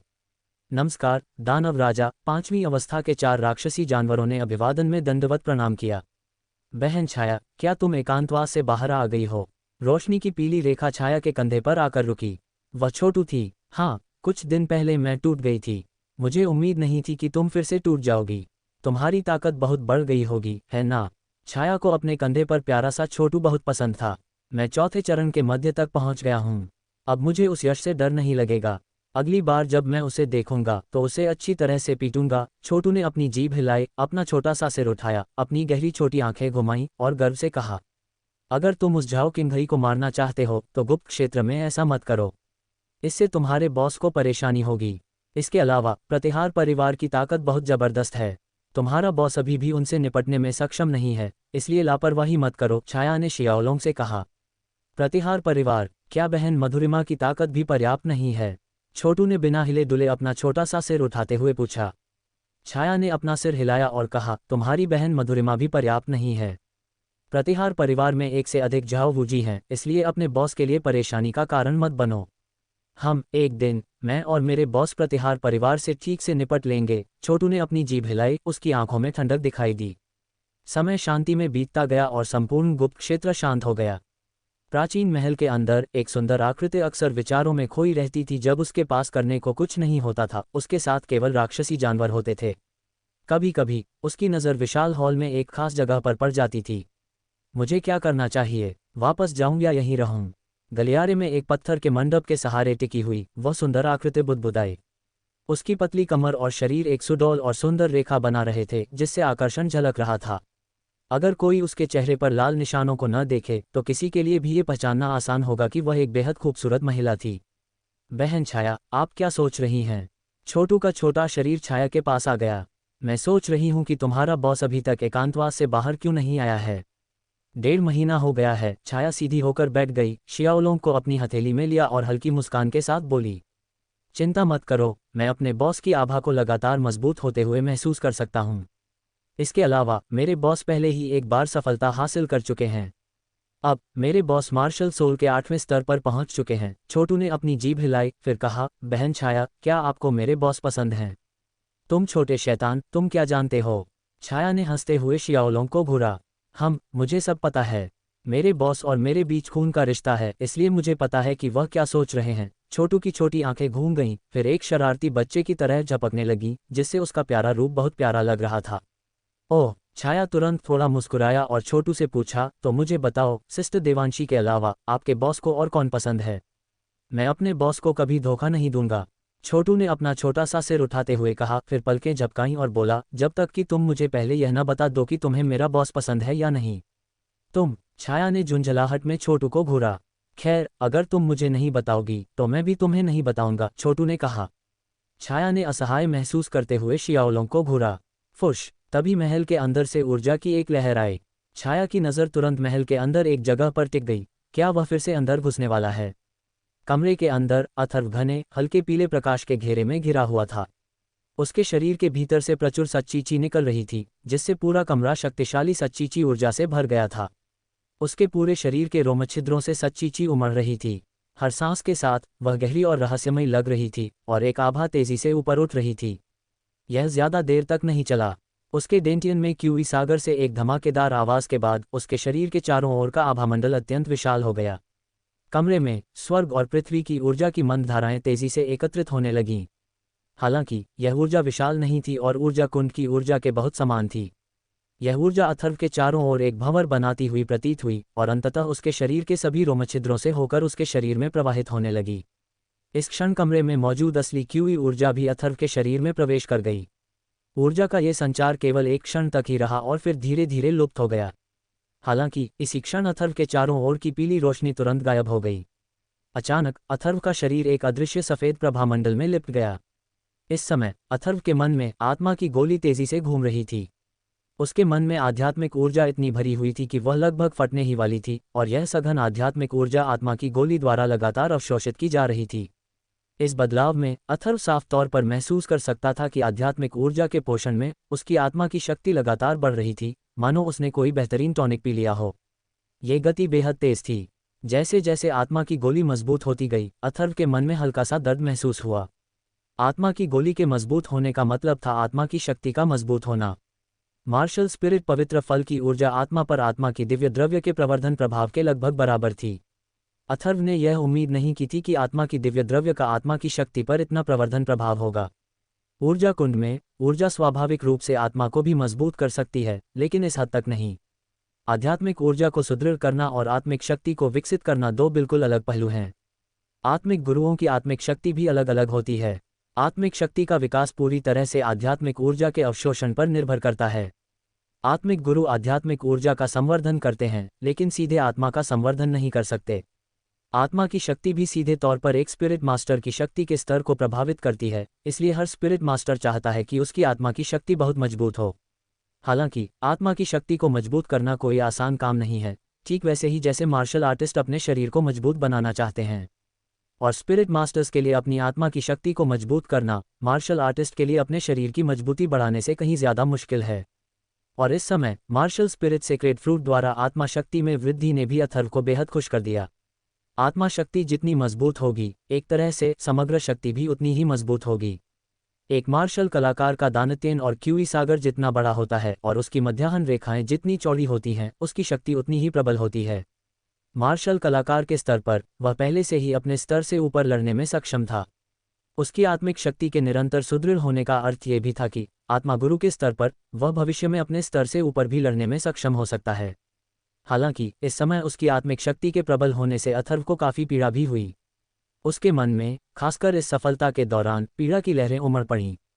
प्रचंड ऊर्जा के प्रवाह ने अथर्व को एहसास दिलाया कि भयंकर सिरदर्द का क्या मतलब होता है। उसका सिर ऐसा लग रहा था मानो फट जाएगा।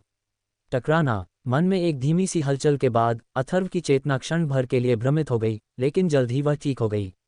उसी क्षण अथर्व को लगा कि वह 9वें स्तर की आध्यात्मिक आत्मा अवस्था में पहुंच गया है। उसकी आत्मा पहले से कई गुना ज्यादा मजबूत लग रही थी। उसका आत्मा केंद्र अब चमकदार और परिष्कृत हो गया था, 8वें स्तर की आध्यात्मिक आत्मा की तुलना में काफी बड़ा। आत्मा केंद्र के आकार में ये बदलाव सिर्फ वही देख सकता था, नंगी आंखों से ये लगभग अदृश्य था। फुश! बासी हवा का एक झोंका छोड़ते हुए अथर्व की आंखें खुल गईं। उसके भीतर से एक शक्तिशाली आभा तुरंत उमड़ पड़ी। अभी भी परिष्कृत करने के लिए ऊर्जा बाकी है, जारी रखो, अथर्व ने धीरे से कहा, फिर अपनी आंखें बंद कर लीं और साधना फिर से शुरू कर दी। अभी भी परिष्कृत नहीं। छाया के चेहरे पर हल्की हैरानी झलक रही थी। उसने कई दिन पहले एक मार्शल स्पिरिट सेक्रेड फ्रूट को परिष्कृत किया था और ताकत में एक और उपलब्धि हासिल की थी, लेकिन अथर्व अभी भी पूरा नहीं कर पाया था। फिर उसने सोचा और राहत महसूस की। उसकी ताकत काफ़ी ज़्यादा थी, इसलिए मार्शल स्पिरिट सेक्रेड फ्रूट को परिष्कृत करना स्वाभाविक रूप से तेज़ होगा। अथर्व की ताकत थोड़ी कमज़ोर थी, इसलिए उसकी शोधन गति धीमी होगी। हालांकि छाया को यह नहीं पता था कि उसकी धारणा आधी ही सही थी। अथर्व की ताकत वास्तव में उसकी जितनी ज़्यादा नहीं थी और उसकी शोधन गति भी धीमी थी। लेकिन उससे भी ज़्यादा महत्वपूर्ण बात यह थी कि अथर्व की यिन यांग स्पिरिट मार्शल आर्ट तकनीक के प्रभाव ने उसे मार्शल स्पिरिट पवित्र फल से रूपांतरित ऊर्जा को बिना एक भी अंश बर्बाद किए पूरी तरह से अवशोषित करने में सक्षम बनाया। शोधन के बाद उसे मिलने वाले लाभ कहीं ज़्यादा थे। राक्षसी कोर की तरह आम लोग उन्हें केवल खाने के लिए गोलियों में ही परिष्कृत कर सकते थे, लेकिन अथर्व उन्हें सीधे खा और परिष्कृत कर सकता था। इससे उसे स्वाभाविक रूप से कहीं ज़्यादा फायदा हुआ। जैसे ही अथर्व ने फिर से साधना में प्रवेश किया, समय फिर से बीत गया। छाया हर दिन इस प्राचीन महल में प्रतीक्षा कर रहे लिटिल ड्रैगन से केवल बातें ही कर सकता था। 9 पूंछ वाली राक्षसी लोमड़ी के एकांत में चले जाने के बाद से उसकी ओर से कोई हलचल नहीं हुई। जहां तक लिटिल ड्रैगन की बात है, वह बेहद खुश था, हर दिन घाटी में घूमता रहता था। और अथर्व के एकांतवास में जाने से पहले वह अपने अंतरिक्ष जानवरों के थैले से रक्तपिपासु राक्षसी मेंटिस, बिजली जैसे काले पैंथर और हरे राक्षसी अजगर, इन 3 तीसरी श्रेणी के राक्षसी जानवरों को मुक्त करना नहीं भूला। चंद्र रहस्यवादी संप्रदाय में पहुंचने के बाद इन 3 राक्षसी जानवरों को अथर्व द्वारा कभी कभार ही हवा लेने के लिए छोड़ा जाता था। उनके विशाल शरीर सिकुड़ नहीं सकते थे, जिससे बहुत ध्यान आकर्षित होता था, और वे रक्त छिपकली की तरह निवास में नहीं रह सकते थे। जब लगभग 10 दिन और बीत गए तो अथर्व ने कमरे में अपनी हथेलियां समेट लीं। जैसे ही उसने बासी सांस छोड़ी, उसने अपनी आंखें फिर से खोलीं। उसकी आंखों में एक तेज चमक भर गई और उसके शरीर के भीतर से एक आभा उमड़ पड़ी। यह उभरती हुई आभा केवल कुछ क्षण तक ही रही, उसके बाद अथर्व ने इसे तुरंत अपने शरीर में वापस ले लिया। बहुत मजबूत, अपने शरीर में प्रचुर मात्रा में सच्ची क्यूई और मन में आध्यात्मिक ऊर्जा द्वारा लाई गई आरामदायक अनुभूति को महसूस करते हुए अथर्व के होठों पर एक मुस्कान आ गई। अफसोस है कि मैं मार्शल जनरल और आध्यात्मिक जनरल के चरणों तक नहीं पहुंच सका, बस थोड़ा सा पीछे रह गया, अथर्व बुदबुदाया। इस समय उसके शरीर में सच्ची क्यूई अंतिम चरण में पहुंच चुकी थी, 9वें स्तर की मार्शल आत्मा के शिखर के करीब, जबकि उसकी आत्मिक ऊर्जा का स्तर 9वें स्तर की आध्यात्मिक आत्मा के अंतिम चरण के शिखर पर पहुंच चुका था। आत्मिक ऊर्जा में इस सफलता से अथर्व को और भी ज्यादा उत्साहित करने वाली बात थी उसकी आत्मिक शक्ति का मजबूत होना। आत्मिक ऊर्जा का विकास तो किया जा सकता था, लेकिन आत्मिक शक्ति के विकास के ज्यादा तरीके नहीं थे, इसलिए आत्मिक शक्ति में वृद्धि निस्संदेह उसकी सबसे बड़ी उपलब्धि थी।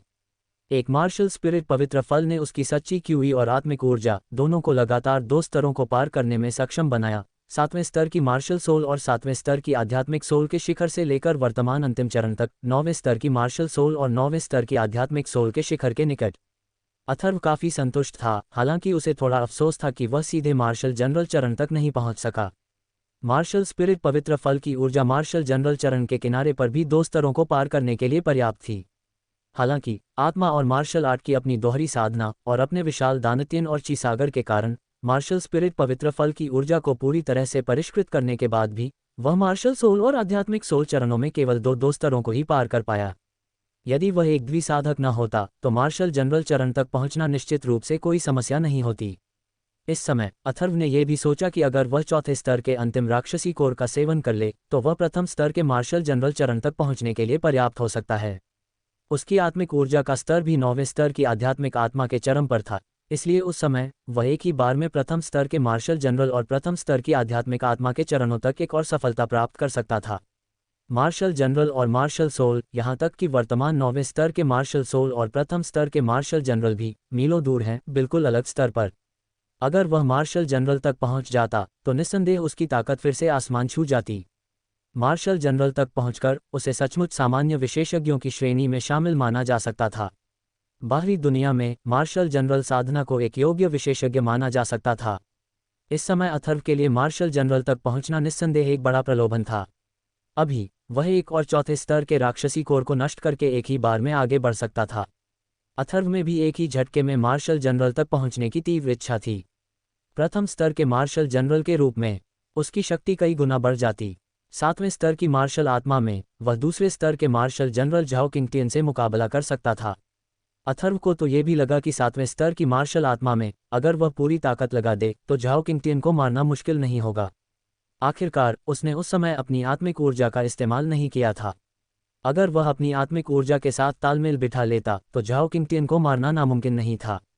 झाओ किंगटियन चंद्र रहस्यवादी संप्रदाय की ड्रैगन रैंकिंग में 5वें स्थान पर थे और निश्चित रूप से चंद्र रहस्यवादी संप्रदाय की युवा पीढ़ी में सर्वोच्च प्रतिभाओं में से एक थे। उनकी द्वितीय स्तर के मार्शल जनरल साधना के कारण साधारण तृतीय स्तर के मार्शल जनरलों के लिए भी उनसे निपटना कठिन हो सकता था। अपनी तुलना में संजू की ताकत का अंदाज़ा लगाते हुए अथर्व को अपनी ताकत का मोटा मोटा अंदाज़ा था। 7वें स्तर की मार्शल आत्मा से लेकर वर्तमान चरम 9वें स्तर की मार्शल आत्मा तक उसकी वर्तमान ताकत संजू को मारने के लिए पर्याप्त थी। यश के खिलाफ भी वह बिल्कुल निडर था। अगर वो मार्शल जनरल तक पहुंच गया तो वो ताकत, ये सोचकर ही अथर्व का दिल धड़क उठा। मार्शल जनरल का मंच उसकी आंखों के सामने उसे बुला रहा था। नहीं, मैं अभी आगे नहीं बढ़ सकता। अथर्व ने दांत पीसते हुए गहरी सांस लेते हुए मन ही मन बुदबुदाया। हालांकि इस दौरान लगातार सफलताओं से उसकी ताकत में नाटकीय रूप से वृद्धि हुई थी, अथर्व ने अपने भीतर एक सूक्ष्म बेचैनी भी महसूस की। ये बहुत जल्दी आगे बढ़ने और अस्थिर नींव का संकेत था। आगे बढ़ने से निस्संदेह उसकी भविष्य की साधना बहुत कमज़ोर हो जाएगी, जिससे भविष्य का प्रशिक्षण कठिन हो जाएगा। मैं इतने कम समय में फिर से आगे नहीं बढ़ सकता। अथर्व को परिणामों के बारे में सोचकर पसीना आ गया। अगले कुछ समय तक वह फिर से आगे नहीं बढ़ सकता था। उसे पहले अपनी साधना को स्थिर करना होगा। चूंकि वह कभी भी आगे बढ़ सकता था तो उसे इस थोड़े से समय की क्या परवाह करनी चाहिए। मेरी वर्तमान शक्ति अभी के लिए पर्याप्त है, मैं बाद में इसे तोड़ दूंगा। अपना निर्णय लेने के बाद अथर्व ने अपनी गर्दन घुमाई और लापरवाही से अपनी मुट्ठी भींच ली। अपने शरीर में सच्ची क्यूई का अनुभव करते हुए, जो 7वें स्तर की मार्शल आत्मा की तुलना में कई गुना अधिक प्रबल थी, वह हल्की सी मुस्कुराहट के बिना नहीं रह सका। अब 9वें स्तर की मार्शल आत्मा और 9वें स्तर की आध्यात्मिक आत्मा में कम से कम मार्शल आत्मा के स्तर पर उसका कोई प्रतिद्वंद्वी नहीं होगा। युवा पीढ़ी के बीच उसे कुछ हद तक सक्षम माना जा सकता है ना? हालांकि वर्तमान अथर्व पहले जैसा अहंकारी होने की हिम्मत नहीं कर पाया। वह सोचता था कि अपनी यिन यांग स्पिरिट मार्शल आर्ट तकनीक से वह निश्चित रूप से युवा पीढ़ी के बीच एक स्थान रखता है। लेकिन ड्रैगन रैंकिंग के विशेषज्ञों को देखने के बाद अथर्व को अंतर का एहसास हुआ। ड्रैगन रैंकिंग के विशेषज्ञों से मिलने के बाद अथर्व ने छाया को देखा। छाया की ताकत ऐसी थी कि अब यश भी उसका मुकाबला नहीं कर सकता था, जिससे अथर्व को गहरा धक्का लगा। अथर्व को अब भी याद है कि अंकल नील ने शास्त्री परिवार छोड़ते समय क्या कहा था, आत्मा मार्शल महाद्वीप उतना सरल नहीं है जितना तुम सोचते हो। तुम जो देखते हो उससे भी ऊंचा पहाड़ हमेशा होता है, और ताकतवर लोगों के बीच हमेशा उससे भी ज्यादा ताकतवर विशेषज्ञ होते हैं। अथर्व अब पूरी तरह समझ गया था कि अंकल नील उसे याद दिला रहे थे कि बिना पूरी ताकत के घमंडी मत बनो। स्पिरिट मार्शल कॉन्टिनेंट में अभी भी बहुत सी ऐसी बातें थीं जिनके बारे में वह नहीं जानता था। सफाई करने के बाद अथर्व कमरे से बाहर निकला। उसने अंदाज़ा लगाया कि अब बाहर निकलने का समय हो गया है, क्योंकि यहाँ से बाहर निकलने का रास्ता अभी भी काफ़ी दूर था। बॉस, कमरे से बाहर निकलते ही एक पीली रोशनी की किरण चमक उठी। अथर्व ने अपने हाथ ऊपर उठाए और लिटिल ड्रैगन पहले ही उसकी हथेली पर आ चुका था और प्यार से जीभ हिला रहा था। क्या आपने मार्शल स्पिरिट पवित्र फल को परिष्कृत किया है? अथर्व ने लिटिल ड्रैगन के शरीर पर आभा को महसूस करते हुए पूछा। हाँ, मैं फिर से आगे निकल गया, लिटिल ड्रैगन ने गर्व से अपनी छोटी आंखें झपकाते हुए कहा। शाबाश, अथर्व ने लिटिल ड्रैगन के छोटे से सिर पर थपथपाया। लिटिल ड्रैगन के फिर से आगे निकलने का मतलब था कि वह चौथे स्तर के मध्य में था। जब वह चौथे स्तर के शुरुआती स्तर पर था तो लिटिल ड्रैगन मुश्किल से यश का मुकाबला कर पाता था। अब लिटिल ड्रैगन की ताकत शायद उससे भी ज्यादा थी। अथर्व को यह सोचकर खुशी हुई। बेशक बॉस, आप इतनी तेजी से आगे बढ़ रहे हैं, मैं भी बुरा नहीं हूँ, लिटिल ड्रैगन ने गर्व से कहा। अथर्व, तुम्हारी सफलता के लिए बधाई। तुम 9वें स्तर की मार्शल सोल तक पहुंच गई हो, है ना? छाया का रूप अथर्व के पास आ पहुंचा। उसकी खूबसूरत आंखों में हल्की सी मुस्कान थी, लेकिन उसके खूबसूरत चेहरे पर लाल निशान अथर्व को थोड़ा अस्वाभाविक सा महसूस करा रहे थे। छाया का बेजोड़ चेहरा देखकर अथर्व को अनायास ही उस बेजोड़ चेहरे का ख्याल आया जिस पर इस समय लाल निशान नहीं थे। हाँ, मैं 9वें स्तर की मार्शल आत्मा तक पहुंच गया हूँ, अथर्व ने छाया की आभा को महसूस करते हुए सिर हिलाया और कहा। तुम भी फिर से आगे बढ़ गए हो, है ना? हाँ, मार्शल स्पिरिट सेक्रेट फ्रूट लेने के बाद मुझे एक और सफलता मिली, छाया ने सिर हिलाया। तो अब आप किस स्तर पर हैं? अथर्व ने उत्सुकता से पूछा। वह हमेशा से छाया की ताकत को नहीं समझ पाया था। शायद यह उसकी यिन यांग स्पिरिट मार्शल आर्ट की तरह था, जहाँ किसी की ताकत का स्तर आम लोगों के लिए आसानी से पहचाना नहीं जा सकता। शीर्ष द्वितीय स्तर आत्मा जनरल, छाया ने हल्के से सिर हिलाते हुए कहा। मार्शल स्पिरिट सेक्रेट फ्रूट लेने से मुझे प्रथम स्तर आत्मा जनरल से शीर्ष द्वितीय स्तर आत्मा जनरल तक पहुंचने में मदद मिली। मैं एक और सफलता से बस थोड़ा ही दूर हूँ। केवल दूसरे स्तर का स्पिरिट जनरल। फिर उस पवित्र कुंड में तुम स्पिरिट जनरल तक पहुंच गए थे। अथर्व तुरंत हैरान हो गया। छाया ने कुछ नहीं कहा, बस थोड़ा सा सिर हिलाया। तो जब तुम 9वें स्तर की आत्मा कठपुतली थी तो क्या तुम झाओ किंघई से मुकाबला कर सकती थी? अथर्व ने मन ही मन हल्की सी आह भरी। जब उन पर हमला हुआ तो छाया झाओ किंघई से मुकाबला कर सकती थी, बस थोड़ा पीछे रह गई। अगर छाया ने ऊर्जा कुंड में अभी अभी प्रथम स्तर के आत्मा सेनापति तक पहुंच बनाई थी तो झाओ किंघई से मुकाबला करते समय छाया की ताकत केवल 9वें स्तर की आत्मा कठपुतली थी। एक 9वें स्तर की आत्मा कठपुतली का तीसरे स्तर के आत्मा सेनापति झाओ किंघई से मुकाबला करना पहले से ही काफी भयानक था। और जब छाया ऊर्जा कुंड से प्रथम स्तर के स्पिरिट जनरल तक पहुंची तो वह यश को आसानी से हरा सकती थी। ये शक्ति बहुत भयानक थी। मैं जिस साधना पद्धति का अभ्यास करता हूं वह विशेष है। मैं सभी स्तरों के विरोधियों से मुकाबला कर सकता हूं। छाया ने सिर हिलाया, अथर्व से कुछ भी नहीं छिपाया। छाया, तुम असल में कौन हो? अथर्व इस पल खुद को रोक नहीं पाया और पूछा। अब उसे नौकरानी की पहचान पर कभी यकीन नहीं होगा। तुम सच में जानना चाहते हो? छाया ने हल्की मुस्कान के साथ पूछा। हाँ, अथर्व ने बहुत निश्चितता से सिर हिलाया। लेकिन मैं अभी तुम्हें नहीं बता सकती। ऐसा नहीं है कि मैं तुम्हें बताना नहीं चाहती, लेकिन अभी बताने से तुम पर गहरा असर पड़ेगा। भविष्य में जब मौका मिलेगा तो मैं तुम्हें जरूर बताऊंगी। छाया ने अथर्व की ओर देखते हुए माफी मांगते हुए कहा। कोई बात नहीं, तुम चाहे जो भी हो, तुम अब भी मेरे दोस्त हो, अथर्व ने राहत भरी आवाज में जवाब दिया। सिर्फ दोस्त? छाया ने अथर्व को देखा। उसकी आंखों में कुछ अवर्णनीय भावनाएं थीं, जिससे अथर्व थोड़ा भावुक हो गया जब उसने उसे देखा। अथर्व ने छाया की ओर देखा। हाल ही में उनके साथ बिताए समय का मतलब था कि अथर्व कोई लकड़ी का टुकड़ा नहीं था। उनके बीच की अस्पष्टता पहले ही सब कुछ स्पष्ट कर चुकी थी। उसके लिए छाया को यश ने घायल कर दिया था और जब वे मार्शल स्पिरिट सेक्रेट फ्रूट के लिए प्रतिस्पर्धा कर रहे थे तो उसने उसे नहीं छोड़ा। छाया ने उसके लिए जो कुछ भी किया था उससे अथर्व बहुत प्रभावित हुआ। हर पहलू में अथर्व को लगा कि वह थोड़ा ऊपर पहुंच रहा है, लेकिन अब उसके पास देवांशी थी और वह लड़की होंगलिंग भी। ठीक है, तुम्हें जवाब देने की जरूरत नहीं है। मैं जानता हूं कि तुम क्या सोच रही हो। छाया हल्के से मुस्कुराई, फिर बोली, याद है तुमने क्या कहा था? अगर सिस्टर देवांशी मान जाती हैं तो तुम्हें कुछ नहीं कहना पड़ेगा, है ना? हे, अथर्व बस एक अजीब सी मुस्कान दे पाया। किसी बड़े बच्चे जैसा लग रहा था। अपने विरोधियों का सामना करते वक्त अथर्व मुंह भी नहीं सिकोड़ता था, लेकिन जब बात औरतों की आती थी तो अथर्व खुद थोड़ा सुस्त महसूस करता था। अपने बेतुके रूप को देखो। मुझे सच में नहीं पता कि सिस्टर देवांशी को तुम कैसे पसंद आ गई। छाया ने अथर्व को घूरा, फिर शर्माते हुए कहा, लेकिन ये भी अच्छा है। सिस्टर देवांशी को तुम्हारे बाहर ध्यान आकर्षित करने की चिंता नहीं करनी पड़ेगी। बॉस, मैं आपको एक ऐसी जगह ले चलूंगा जो आपको निश्चित रूप से आश्चर्यचकित कर देगी। छोटू को अचानक इस समय कुछ याद आया और उसने अथर्व से बात करने के लिए अपना छोटा सा सिर उठाया। ओह सच में? तो मुझे जल्दी से दिखाओ। मैं देखना चाहता हूं कि किस तरह की जगह मुझे आश्चर्यचकित करेगी। अथर्व ने थोड़ा मुस्कुराया। चलो चलें, छोटू ने रहस्यमय ढंग से कहा और फिर आगे की ओर इशारा किया। मुख्य हॉल में पहुंचकर उसने 5वें स्तर के 4 राक्षस जानवरों को, जिनमें रिवर्स स्केल दानव पेंग भी शामिल था, सीधे महल के पीछे की ओर ले जाने का आदेश दिया। कुछ ही देर बाद अथर्व के सामने एक छोटा सा कमरा प्रकट हुआ। ये कमरा भी दूसरे कमरों से अलग नहीं था और दरवाज़ा थोड़ा खुला हुआ था। बॉस, जब आप अंदर जाएं तो आश्चर्यचकित न हो, छोटू ने रहस्यमय ढंग से अपना छोटा सा सिर उठाते हुए कहा। मुझे देखने दो। अथर्व भी थोड़ा उत्सुक था, इसलिए उसने आधा खुला दरवाज़ा खोल दिया। छाया भी उत्सुकता और संदेह के साथ अंदर आ गया, और जब दोनों लगभग एक साथ कमरे में दाखिल हुए तो दोनों ही अचंभित रह गए तथा उनके भावों को सामान्य होने में काफ़ी समय लगा। बॉस, मैंने आपसे कहा था कि आश्चर्यचकित न हो, छोटू ने हल्के से कहा। छोटू, तुम्हें ये कहाँ से मिला? अपने सामने सब कुछ देखकर अथर्व बेहद हैरान था। इस कमरे में बीच में एक कई मीटर ऊंची पत्थर की मेज पर कम से कम 100 जेड स्लिप्स रखे हुए थे। हवा में तरह तरह की विशेषताएं व्याप्त थीं। इन विशेषताओं से अथर्व आसानी से समझ सकता था कि इन जेड स्लिप्स का सबसे निचला स्तर कम से कम येलो ग्रेड लो स्तर मार्शल स्किल्स का था। मुझे ये समझ नहीं आया। रिवर्स स्केल डेमन पेंग मुझे यहाँ लाया है, शियाओलोंग ने कहा। गुरु, ये मानव युद्ध कौशल हैं। ये हम राक्षस जानवरों के लिए बेकार हैं। हर कुछ दशकों में कुछ मानव शक्तियाँ आती हैं और कुछ युद्ध कौशल हर जगह बिखेर देती हैं। उन मनुष्यों के जाने के बाद हम उन सभी को इकट्ठा कर लेते हैं। चूंकि ये हमारे लिए बेकार हैं, इसलिए हमने ये सभी युद्ध कौशल यहाँ डाल दिए हैं, रिवर्स स्केल डेमन पेंग ने कहा। पीला ग्रेड निम्न स्तरीय मार्शल कौशल, पीला ग्रेड मध्य स्तरीय मार्शल कौशल, पीला ग्रेड उच्च स्तरीय मार्शल कौशल। एक के बाद एक जेड स्लिप उठाते हुए अथर्व तुरंत उत्साहित हो गया।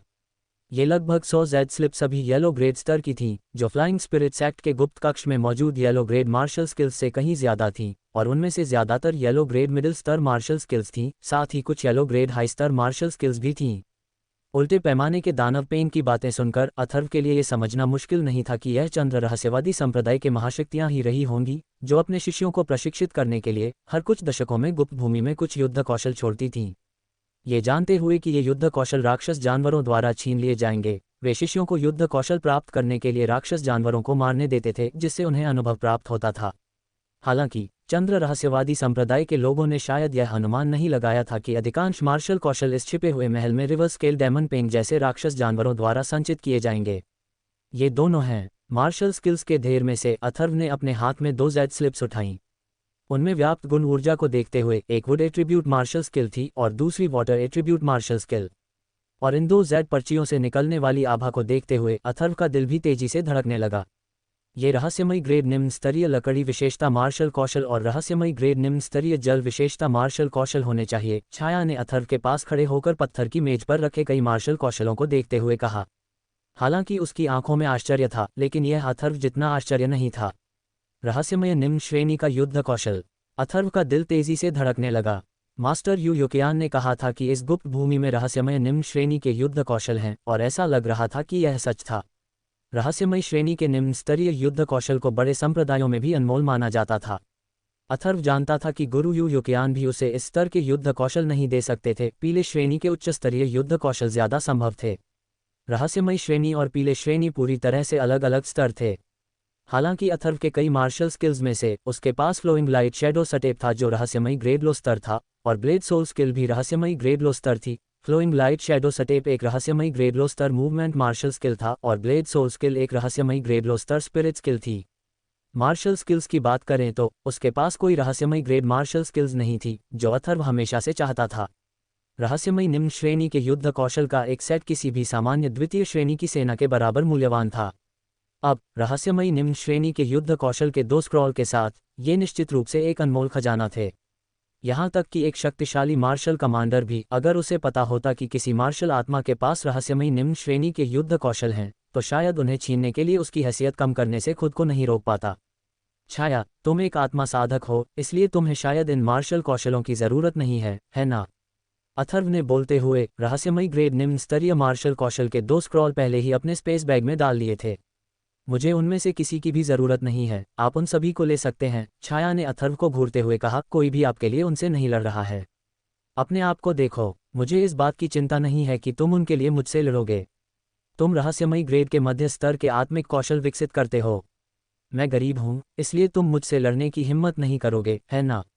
अथर्व ने हंसते हुए कहा और पत्थर की मेज पर रखे लगभग 100 पीले ग्रेड के युद्ध कौशलों को बेतकल्लुफी से अपने स्पेस बैग में डाल लिया। ये सभी पीले दर्जे के युद्ध कौशल थे, कुल मिलाकर 100।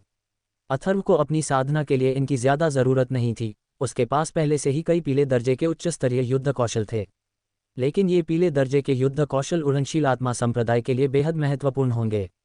इन पीले दर्जे के युद्ध कौशलों के साथ उड़नशील आत्मा संप्रदाय निस्संदेह एक हद तक और भी ज्यादा विकसित होगा। अथर्व की उपस्थिति को देखकर छाया केवल असहाय होकर मुस्कुरा सकती थी। इन मार्शल स्किल्स को इकट्ठा करने के बाद अथर्व संतुष्टि से मुस्कुराया, खासकर क्योंकि उसके पास रहस्यमय ग्रेड लो स्तर मार्शल स्किल्स के 2 सेट भी थे। इस बार प्राप्त मार्शल स्पिरिट सेक्रेड फ्रूट के साथ गुप्त भूमि की उसकी यात्रा निश्चित रूप से व्यर्थ नहीं गई। गुप्त भूमि में न दिन था न रात। 10 घंटे से ज्यादा समय बाद एक कमरे में अथर्व ने सभी जेड पर्चियां और मार्शल स्पिरिट सेक्रेड फ्रूट जो उसने प्राप्त किए थे अपने हाथ में छिपी हुई अंगूठी में रख लिए। बचे हुए 5 मार्शल स्पिरिट पवित्र फलों के बारे में सोचते ही अथर्व के मुंह के कोने पर एक हल्की सी मुस्कान आ गई। ये मार्शल स्पिरिट पवित्र फल मार्शल आर्टिस्ट और स्पिरिट कल्टिवेटर्स के मार्शल किंग बनने की संभावनाओं को काफी बढ़ा सकते थे। ओल्ड पॉइजन और घोस्ट फेरी अब क्रमशः 9वें स्तर के स्पिरिट कमांडर और 9वें स्तर के मार्शल कमांडर के शिखर पर थे। अगर वे मार्शल स्पिरिट पवित्र फल ले लेते तो उनके मार्शल किंग और स्पिरिट किंग बनने की संभावनाएं कहीं ज्यादा बढ़ जातीं। अगर वे दोनों ही सफल हो जाते तो फ्लाइंग स्पिरिट सेक्ट की ताकत निस्संदेह काफी बढ़ जाती। और देवांशी, जो इस बार गुप्त भूमि में प्रवेश नहीं कर सकी, अथर्व ने उसके लिए एक मार्शल स्पिरिट पवित्र फल पहले ही बचा कर रखा था जब वह उसे प्राप्त करने के बारे में सोच रहा था। इसके अलावा स्काई विंग स्नोलैंड, अगर उसे एक मार्शल स्पिरिट पवित्र फल की जरूरत होती तो 5वें स्तर तक पहुंचना बहुत आसान होता। ये सब सोचकर अथर्व बहुत खुश हुआ। आखिरकार उसने 2 जेड पर्चियां निकालीं। अथर्व ने अपने हाथों में उन दोनों जेड पर्चियों को देखा, जो घनी लकड़ी और जलतत्व ऊर्जा से भरी थीं। ये पृथ्वी स्तरीय निम्न स्तरीय युद्ध कौशल के 2 समूह थे। मैं काष्ठ तत्व युद्ध कौशल का अभ्यास करूंगा। एक क्षण की हिचकिचाहट के बाद अथर्व ने जल तत्व युद्ध कौशल को अपनी संग्रहण अंगूठी में डाल दिया। मधुरिमा को नहीं पता था कि वह कब एकांतवास से बाहर आएगी, इसलिए वह इस समय का उपयोग पृथ्वी स्तरीय निम्न स्तरीय युद्ध कौशल का अभ्यास करने में कर सकता था।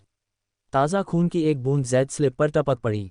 जैसे ही उसका मन भीतर की ओर टटोलने लगा, जेड स्लिप पर एक सघन काष्ठ तत्व ऊर्जा तुरंत सक्रिय हो गई और फिर एक चमकदार हरी रोशनी अथर्व के ग्लेबेला में प्रवेश कर गई। ये चमकदार हरी रोशनी तुरंत अथर्व के दिमाग में भारी मात्रा में जानकारी में बदल गई। एक क्षण बाद जेड स्लिप पर लकड़ी तत्व की ऊर्जा मंद पड़ गई। अथर्व ने धीरे से अपनी आंखें खोली, उनमें आश्चर्य के भाव थे। आत्मह्रास हथेली। अथर्व बुदबुदाया। जानकारी से उसे पता चला कि पृथ्वी स्तर के इस निम्न स्तरीय काष्ठ तत्व युद्ध कौशल को आत्मह्रास हथेली कहा जाता है। इस आत्मह्रास हथेली की शक्ति ने अथर्व को कुछ अवाक कर दिया। शायद यही काष्ठ तत्व युद्ध कौशल का चालाक और कष्टदायक पहलू था। आत्मह्रास हथेली की साधना संबंधी जानकारी के अनुसार अथर्व को पता चला कि यह आत्मह्रास हथेली पृथ्वी स्तरीय निम्न श्रेणी के युद्ध कौशलों में से एक अत्यंत विचित्र युद्ध कौशल है। आत्मह्रास हथेली से मारा गया कोई भी व्यक्ति, चाहे घायल न भी हो, अपनी काफ़ी शक्ति नष्ट कर लेता था। कमज़ोर विरोधियों की वास्तविक क्यूई पूरी तरह से समाप्त हो सकती थी या वे सीधे मारे भी जा सकते थे। यहाँ तक कि अपने से ज़्यादा शक्तिशाली प्रतिद्वंदी पर भी अगर आत्मह्रास हथेली से प्रहार किया जाए तो उसकी शक्ति काफ़ी कम हो जाएगी। ह्रास की मात्रा उपयोगकर्ता की शक्ति पर निर्भर करती थी। सामान्यतः समान स्तर के साधकों पर अगर 2 आत्मह्रास हथेली से प्रहार किया जाए तो उनकी शक्ति इतनी कम हो जाएगी कि वे मारे जा सकते हैं। दूसरे शब्दों में, स्पिरिट डेप्लेशन पाम का इस्तेमाल सीधे तौर पर प्रतिद्वंद्वी की ताकत को काफ़ी कम कर सकता है। अगर प्रतिद्वंद्वी के पास कोई गुप्त तकनीक न हो तो इसका असर बहुत ज़्यादा होगा। कितना विचित्र और भयानक युद्ध कौशल है। अथर्व आश्चर्य से बुदबुदाया। अगर वह इस विचित्र युद्ध कौशल को सफलतापूर्वक विकसित कर लेता तो वह पहले अपने प्रतिद्वंद्वी में आत्माक्षीणता पैदा करने के लिए अपनी आत्माक्षीणता हथेली का इस्तेमाल कर सकता था और फिर पूरी ताकत से उसे तुरंत मार सकता था।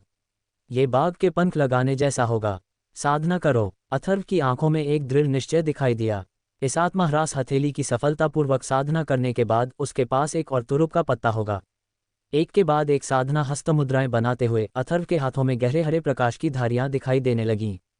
प्राचीन महल के पीछे जंगल में अथर्व की आकृति प्रकट हुई। उसका शरीर सघन काष्ठ तत्व ऊर्जा से आच्छादित था। जैसे जैसे गहन हस्तमुद्राएं एक के बाद एक घनीभूत होती गईं, हरे ताड़ के निशान फूट पड़े। इस तरह बार बार साधना करने पर अथर्व का चेहरा कुछ गंभीर बना रहा। पृथ्वी स्तरीय युद्ध कौशल साधना आसान नहीं था। दिन हो या रात, अथर्व आमतौर पर कई घंटों तक साधना करता और फिर महल में लौटकर पालथी मारकर साधना करता, जिससे उसकी साधना स्थिर हो जाती। जैसे जैसे वह स्थिर होता, अथर्व को अपनी शक्ति बढ़ती नहीं बल्कि घटती हुई महसूस होती। उसकी साधना का स्तर एक अदृश्य परिवर्तन के साथ धीरे धीरे पीछे हटता हुआ प्रतीत होता था। इससे अथर्व की पीठ पर ठंडा पसीना आ गया। अथर्व को यह बिल्कुल स्पष्ट था कि उसकी साधना शक्ति वास्तव में पीछे नहीं हट रही थी, बल्कि लगातार आगे बढ़ रही थी। ये बदलाव इसलिए था क्योंकि उसकी सफलताएं बहुत तेज थीं, उसकी सच्ची ची थोड़ी बेचैन थी और उसकी साधना पूरी तरह से सुदृढ़ नहीं हुई थी। अब जैसे जैसे वह अपनी साधना को लगातार सुदृढ़ कर रहा था, उसकी साधना शक्ति और भी दृढ़ होती जा रही थी। ये पीछे हटने जैसा लग रहा था, लेकिन वास्तव में कोई पीछे हटने जैसा कुछ नहीं था। बेशक यह एक बहुत ही मामूली बदलाव था, लेकिन फिर भी अथर्व को यह देखकर झटका लगा। यह मामूली लग रहा था, लेकिन अगर भविष्य में उसकी साधना और ऊंची हो गई तो इसे ठीक करने में बहुत देर हो जाएगी। यह एक ऊंची इमारत जैसा था। अगर मुख्य बीम में 1 मिलीमीटर का भी विचलन होता तो शुरू में ये बिल्कुल भी ध्यान देने योग्य नहीं होता। लेकिन अगर इमारत ऊंची बनाई जाती तो यह और भी टेढ़ी हो जाती और उस समय की स्थिति की कल्पना की जा सकती थी। अथर्व ने मन ही मन आह भरी, खुद को खुशकिस्मत समझते हुए कि वह मार्शल जनरल के स्तर तक नहीं पहुंच पाया। ऐसा लग रहा था कि भविष्य में वह जब चाहे ऊर्जा का उपभोग और परिशोधन नहीं कर पाएगा, जैसा उसने हाल ही में किया था। उसे अपनी साधना को ठीक से मजबूत करने पर ध्यान देना होगा। 10 घंटे से ज़्यादा साधना करने के बाद अथर्व फिर से आत्मह्रास ताड़ की साधना करने के लिए पीछे वाले पहाड़ पर चला जाता। समय इसी तरह धीरे धीरे बीतता गया। कभी कभी अथर्व भी छाया के साथ घाटी में घूमने निकल पड़ता। अब पूरी घाटी में कोई भी राक्षसी जानवर उन दोनों के प्रति शत्रुतापूर्ण नहीं था, वे सभी अत्यंत आदरणीय थे। जहां तक लिटिल ड्रैगन का प्रश्न है, वह इनवर्स स्केल डेमोनिक पेंग जैसे राक्षसी जानवरों के नेतृत्व में पूरे गुप्त क्षेत्र में घूमता रहा। लगभग 20 दिन इसी तरह बीत गए। पीछे पहाड़ पर अथर्व घने हरे प्रकाश में लिपटा हुआ था और उसके हाथों में गहरी मुहरें बन रही थीं। साथ ही जैसे जैसे हाथ की मुहरें बनती गईं, उसके शरीर के भीतर की सच्ची ची भी उसकी शिरोबिंदुओं से तेजी से प्रवाहित होने लगी। ये स्पष्ट रूप से दिखाई दे रहा था कि अथर्व के हाथ की मुहरों में परिवर्तन और उसकी आंतरिक सच्ची ची का संचार एक ही लय में समन्वयित हो रहा था। और इस तरह न केवल सच्चे क्यूई परिसंचरण की आवश्यकताएं अत्यधिक थीं, बल्कि मन पर नियंत्रण भी और भी कठोर था। जरा सी भी चूक इसे सक्रिय करना असंभव बना देती। कुछ ही देर बाद अथर्व के हाथ में एक हरे रंग का ताड़ का निशान दिखाई दिया। ये हरा ताड़ का निशान उसके हाथ में कांप रहा था और हिल रहा था और बेहद अस्थिर लग रहा था। हिस हिस हरे ताड़ के निशान कुछ बार कांपे, फिर एक धमाके के साथ ढह गए और ऊर्जा में बदल गए जो हवा में ही बिखर गई। पृथ्वी स्तरीय मार्शल कौशल विकसित करना वाकई मुश्किल है। अथर्व ने हल्की सी व्यंग्यात्मक मुस्कान दी। पृथ्वी स्तरीय मार्शल कौशल विकसित करना शायद पीले स्तरीय उच्च स्तरीय मार्शल कौशल से 10 गुना ज्यादा मुश्किल था। अब पीले स्तर के उच्च स्तरीय मार्शल कौशल का उपयोग करते हुए अथर्व को लगा कि वह उन्हें आसानी से संभाल सकता है। हालांकि इस आत्मह्रास हथेली की साधना, जिसके लिए सच्चे क्यूई परिसंचरण और मन पर नियंत्रण की आवश्यकता होती है, सामान्य नहीं थी। वह लगभग घबरा गया था। अगर उसकी अच्छी आत्मिक शक्ति न होती जिसने उसके मन को बहुत मदद की, तो इसे साधना और भी कठिन होता। लेकिन फिर भी उसे साधना करते हुए लगभग 20 दिन हो गए थे और वह अभी भी आत्मह्रास हथेली को सफलतापूर्वक सक्रिय नहीं कर पाया था। या तो उसका वास्तविक क्यूई परिसंचरण अव्यवस्थित था या समन्वय विफल हो गया था, जिससे अथर्व बेहद निराश हो गया था। जहां तक आत्मह्रास हथेली को सक्रिय करने के लिए आवश्यक वास्तविक क्यूई की बात है, अथर्व ने इसे साधना के बाद ही सीखा। अपने वर्तमान स्तर के आधार पर एक 9वें चरण के मार्शल आत्मा के रूप में आत्मह्रास हथेली को एक बार सक्रिय करने के लिए यदि वह सफल भी होता तो वह संभवतः इसका अधिकतम 2 बार ही उपयोग कर पाता।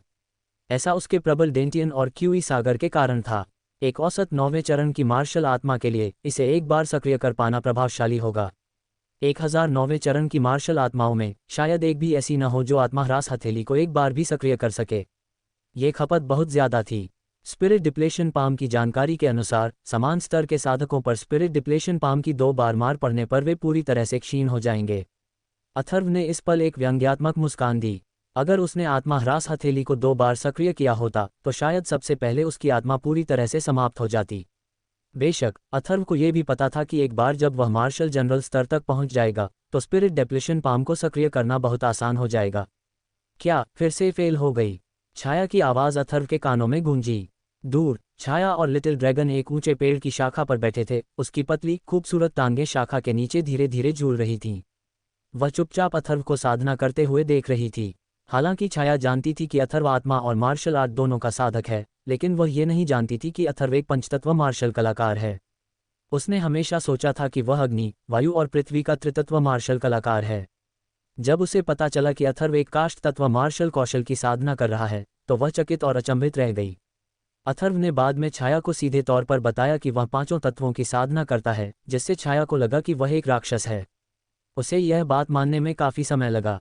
एक बहुतत्व मार्शल कलाकार, आत्मा और मार्शल आर्ट का दोहरा साधक, इस राक्षसी प्रतिभा ने छाया को अचंभित कर दिया। हाँ, अथर्व ने व्यंग्यात्मक मुस्कान के साथ अपना सिर हिलाया और कहा, पृथ्वी स्तर के निम्न स्तरीय मार्शल कौशल को विकसित करना वास्तव में कठिन है। तुम पहले से ही अच्छा कर रहे हो। तुम्हें देखकर लगता है कि तुम इसे सफलतापूर्वक साधना के करीब पहुंच गए होगे। तुम्हें पता है, जब पृथ्वी स्तर के निम्न स्तरीय मार्शल कौशल की बात आती है तो साधारण मार्शल आत्माएं केवल प्रशंसा में आहें भर सकती हैं। यहां तक कि अच्छी प्रतिभा वाले लोगों को भी आधे साल के बिना सफलता की उम्मीद नहीं करनी चाहिए। तुम तो बस आधे महीने से ही इसमें लगे हो। छाया ने कहा। जारी रखें। अथर्व हल्के से मुस्कुराया और उसके हाथों में फिर से गहरी मुहरें जम गईं। अथर्व के व्यक्तित्व के कारण चाहे कितनी भी मुश्किलें क्यों न हो, वह कभी डर नहीं दिखाता था। जैसे ही हाथ की मुहरें फिर से बनी, अथर्व की आंतरिक सच्चीची तुरंत सक्रिय हो गई। विशाल सच्चीची उसकी मेरिडियन से तेजी से गुजरी। पृथ्वी स्तरीय निम्न स्तरीय युद्ध कौशल को सक्रिय करने के लिए आवश्यक सच्चीची भी अविश्वसनीय रूप से विशाल थी। अथर्व की वर्तमान में चौड़ी और मजबूत मेरिडियंस के बावजूद उसे सूजन जैसा दर्द महसूस हुआ। इस बार मुझे जरूर सफलता मिलेगी। अथर्व ने मन ही मन दांत पीस लिए। ब्लेड सोल स्किल भी पृथ्वी स्तर की थी और वह उसे सफलतापूर्वक विकसित कर सकता था। वह निश्चित रूप से इस स्पिरिट डेप्लेशन पाम को भी सफलतापूर्वक विकसित कर पाएगा। अपने मन से सच्ची क्यूई और हस्तमुद्राओं के संघनन को नियंत्रित करते हुए अथर्व का आभामंडल भी काफी बढ़ गया। अपने मन और आत्मा को थोड़ा शांत करते हुए अथर्व एक अद्भुत अवस्था में पहुंच गया। धीरे धीरे आत्मह्रास हथेली को संघनित करने लगा। उसके हाथ में एक बार फिर एक हरे रंग की हथेली की छाप संघनित हो गई। घनीभूत हो जाओ, उसने अपने हृदय में एक धीमी चीख निकाली। जैसे ही जटिल हस्तमुद्राओं की एक श्रृंखला अचानक बनी और सिकुड़ी, अथर्व के शरीर के चारों ओर कई मेरिडियनों से सच्ची ची उमड़ पड़ी और तुरंत उसकी हथेली में समा गई। इस समय उसके पूरे शरीर के रोमछिद्रों से भी सच्ची ची की कुछ धाराएं रिसने लगीं, लेकिन अंततः वे एक अदृश्य शक्ति द्वारा नियंत्रित थीं, जो बालों की लिटों की तरह सभी दिशाओं से आकर अंततः संघनित हो गईं। हाथ की मुहरें फिर बदल गईं और उसके शरीर के चारों ओर हरी रोशनी तेज हो गई। अथर्व का आभामंडल अचानक बढ़ गया। इस आभामंडल में दूर छाया के हाव भाव भी अचानक बदल गए और लिटिल ड्रैगन का छोटा सा सिर तुरंत तनावग्रस्त होकर सीधा खड़ा हो गया। जैसे जैसे हथेली का निशान धीरे धीरे आकार लेता गया, अथर्व की शक्तिशाली सच्ची ची अचानक उसके हाथ में हथेली के निशान द्वारा पूरी तरह से खींच गई। हथेली के निशान पर हरी रोशनी बहुत तेज हो गई और उसकी शक्ति भी अचानक बढ़ गई। इसके बाद लगभग आधा मीटर आकार का एक हथेली का निशान, जेडाइट के टुकड़े जैसा क्रिस्टल जैसा साफ, अथर्व की हथेली से चिपक गया। जैसे ही यह हथेली का निशान दिखाई दिया, आसपास के स्थान में तुरंत लहरें फैल गईं और अंतरिक्षीय तरंगों की लहरें बाहर की ओर उठीं, जिससे एक विशाल दमनकारी आभा निकली। यह आभा उच्च स्तरीय हुआंग स्तर के युद्ध कौशल की तुलना में कहीं अधिक थी। इस आभा को महसूस करके कम शक्ति वाले साधक अदृश्य रूप से दब जाते थे। उदासी आत्मा विनाश हथेली। अथर्व की आंखों से एक तेज चमक निकली। उसी समय उसने अपने हाथ की मुहरों को आगे बढ़ाया और हथेली का निशान, जो जेड जैसा साफ और पारभासी था, तुरंत बाहर निकला और अंततः एक हरे रंग की चमक में बदल गया, जो हवा के विपरीत दिशा में बढ़ता हुआ आगे की ओर फैल गया। इस तार के निशान के नीचे पूरी अंतरिक्षीय लहरें खुल गईं। पूरे अंतरिक्ष में अंतरिक्षीय लहरें अचानक उबल पड़ीं और गरजती हुई अंतरिक्षीय लहरें हरे चमकते तार के निशान का पीछा करती हुई अंततः एक जोरदार धमाके के साथ नीचे गिर गईं। अंतरिक्षीय लहरों के अराजक विस्तार को धकेलते हुए ये सीधे हवा में फट गया, जिससे एक गड़गड़ाहट जैसी आवाज भी निकली। टकराना। मध्य हवा में एक विशाल ध्वनि विस्फोट हुआ और एक विशाल एवं भयावह ऊर्जा तुरंत बम की तरह फट पड़ी। तेज हवा बिखर गई, जिसने आसपास के कम से कम 1000 मीटर के क्षेत्र को सीधे धक लिया और दबा दिया। तेज हवा का प्रकोप जारी था, हर झोंका तेजी से रहस्यमयी चाप बना रहा था और भयावह हवा लगातार एक दूसरे पर छा रही थी, मानो हरे प्रकाश चापों का एक जाल आसमान को ढंक रहा हो, और देखते ही देखते 1000 मीटर के दायरे में जगह घेर ली। छोटू, चलो जल्दी चलते हैं। इस क्षण छाया के हाव भाव अचानक बदल गए और उसका शरीर तुरंत तेजी से पीछे हट गया। अथर्व से उसकी दूरी 1000 मीटर नहीं थी, वह बस उस हरे प्रकाश चाप की सीमा के भीतर थी।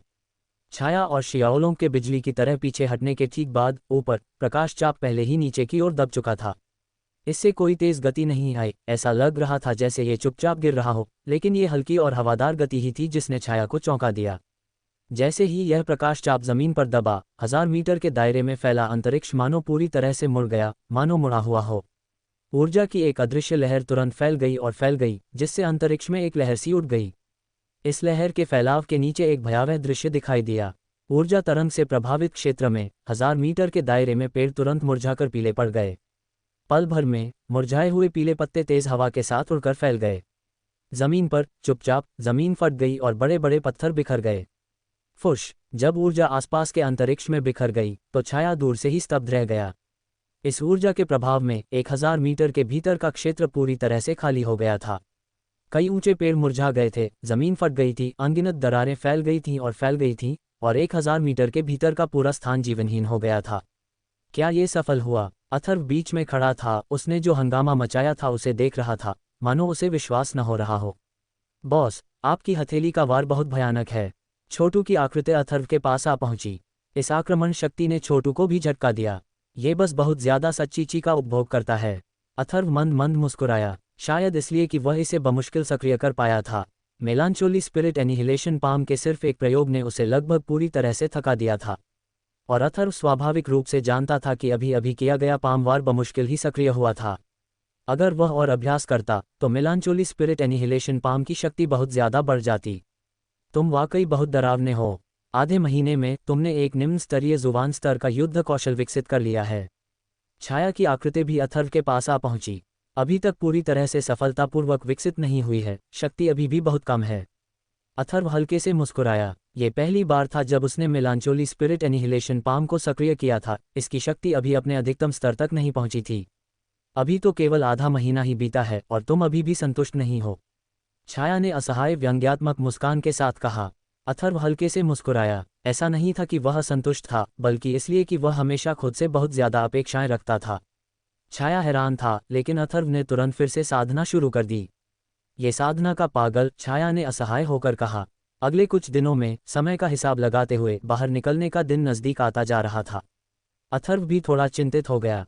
अगर वह समय पर बाहर नहीं निकल पाया तो बड़ी मुसीबत हो जाएगी। 3 साल तक अंदर फंसे रहना कोई मजेदार बात नहीं थी।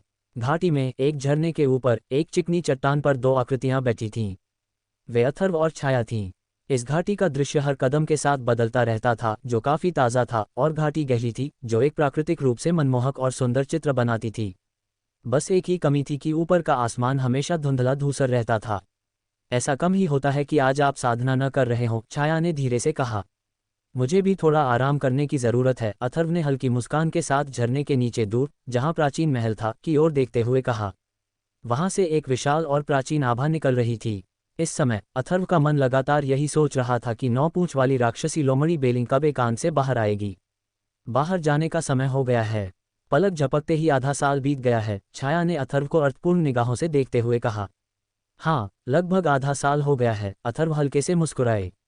यह आधा साल बहुत जल्दी बीत गया था।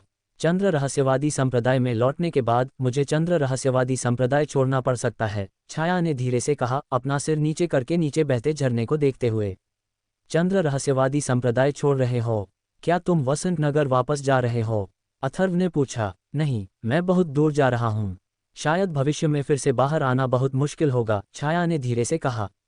ओह, अथर्व को समझ नहीं आया कि क्या कहे, बस धीरे से जवाब दिया। फिर उसने छाया की तरफ देखा, जो अपना सिर नीचे किए हुए थी। उसके नाजुक चेहरे के भाव देखने में बहुत ही भावुक थे। छाया के जाने की खबर सुनकर अथर्व न जाने क्यों चौंक गया, और उसके दिल में एक अजीब सी सनसनी सी दौड़ गई। तुम क्या देख रही हो? अथर्व की नज़र अपने ऊपर महसूस करते हुए छाया ने थोड़ा ऊपर देखा, उसकी खूबसूरत आंखें अथर्व से मिलीं। अथर्व ने हल्की मुस्कान के साथ कहा, मैं सोच रहा था कि तुम अपने चेहरे के लाल धब्बे कब हटाओगी। तुम चाहते हो कि मेरे चेहरे पर लाल धब्बे न हों? छाया हंसा, क्या तुम्हें पहले बुरा नहीं लगा? बाकी सब मुझे बदसूरत राक्षस कहते थे, बस तुम मुझसे बचते नहीं थे। हर कोई सुंदरता को पसंद करता है। ये जानने के बाद कि ये लाल धब्बे जानबूझकर बनाए गए थे, मैं अब भी तुम्हें लाल धब्बों के बिना देखना पसंद करूंगा। मुझे इससे कोई आपत्ति नहीं है, अथर्व ने धीरे से कहा।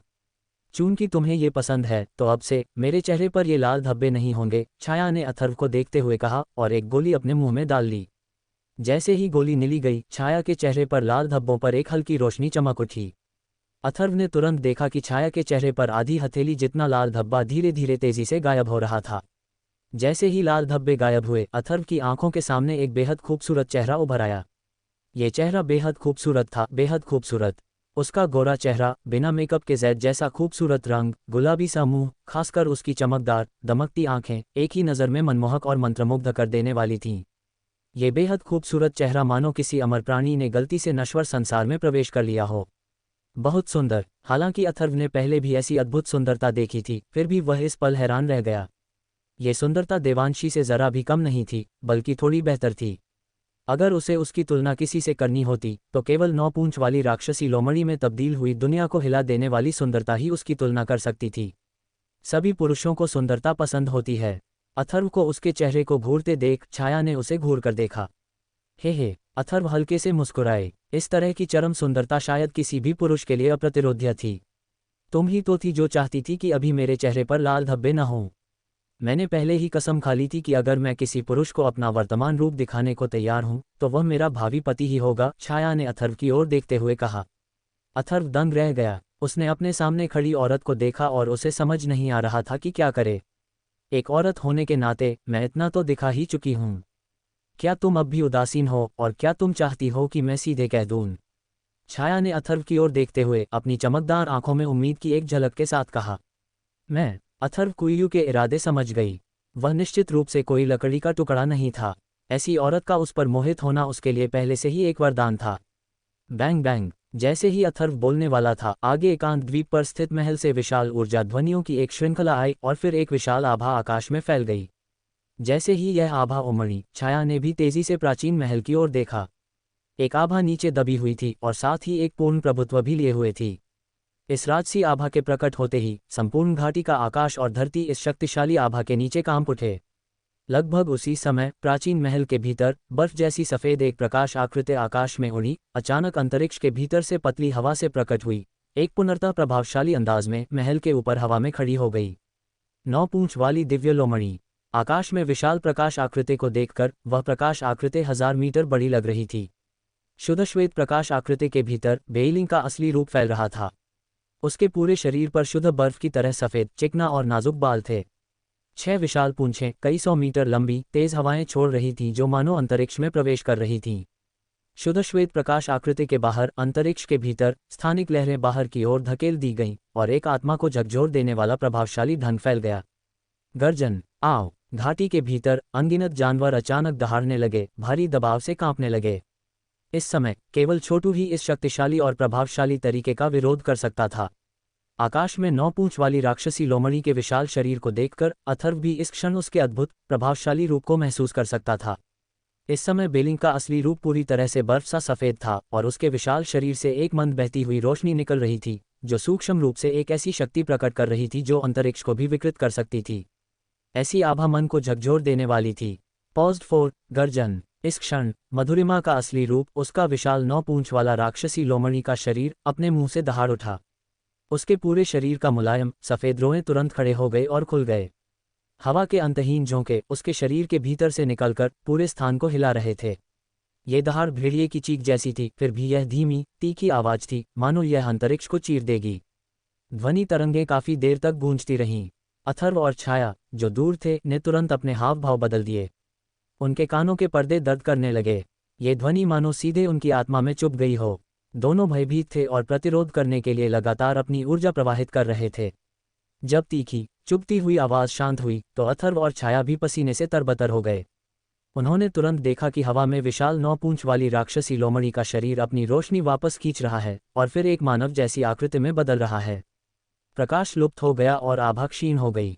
इसी क्षण अथर्व की विस्मयकारी निगाहों ने उस विशाल 9 पूंछ वाली राक्षसी लोमड़ी को एक अत्यंत मनमोहक आकृति में बदलते देखा। यह आकृति लावण्य में अद्वितीय थी। उसके सुंदर चेहरे पर एक मोहक आकर्षण और आकर्षण का भाव था। यह एक ऐसा मनमोहक आकर्षण था जो निरंकुश तो नहीं था, फिर भी असीम आकर्षण से युक्त था। ये कैसे हो सकता है? क्या सिर्फ 7वीं रैंक के राक्षसी जानवरों में ही इंसानों में बदलने की क्षमता नहीं होती? इस क्षण आकाश का सारा प्रकाश और छाया गायब हो गया और वह मनमोहक आकृति अथर्व के सामने स्पष्ट रूप से प्रकट हो गई। यह एक पूरी तरह से खूबसूरत आकृति थी, अब पहले वाली आधी इंसानी आधी लोमड़ी जैसी नहीं। यह आकृति मनमोहक, मोहक और शीतल थी, फिर भी अविश्वसनीय रूप से सुंदर थी, मानो स्वर्ग और धरती उससे हिल जाएंगी। मुझे देखने में मदद करो, अब मैं कैसी दिख रही हूँ? इस समय हवा में तैरती हुई आकृति तुरंत अंतरिक्ष को चीरती हुई अथर्व और छाया के सामने प्रकट हुई। अथर्व तुरंत चकित रह गया। विपत्ति का क्या मतलब था? ये रूप तो बिल्कुल एक विपत्ति थी। उसके पिछले जन्म में कुछ लोग कहते थे कि लोमड़ी राक्षस अविश्वसनीय रूप से सुंदर होते हैं और राष्ट्रों और लोगों को बर्बाद कर देते हैं। अथर्व को इस पर विश्वास नहीं हुआ, लेकिन अब अथर्व को यकीन हो गया था। उसके सामने खड़ी स्त्री अविश्वसनीय रूप से सुंदर, आकर्षक और मार्मिक थी, अद्भुत रूप से सुंदर। उसकी सुंदरता के बीच एक अलगाव की भावना थी जो लोगों को दूर रखती थी।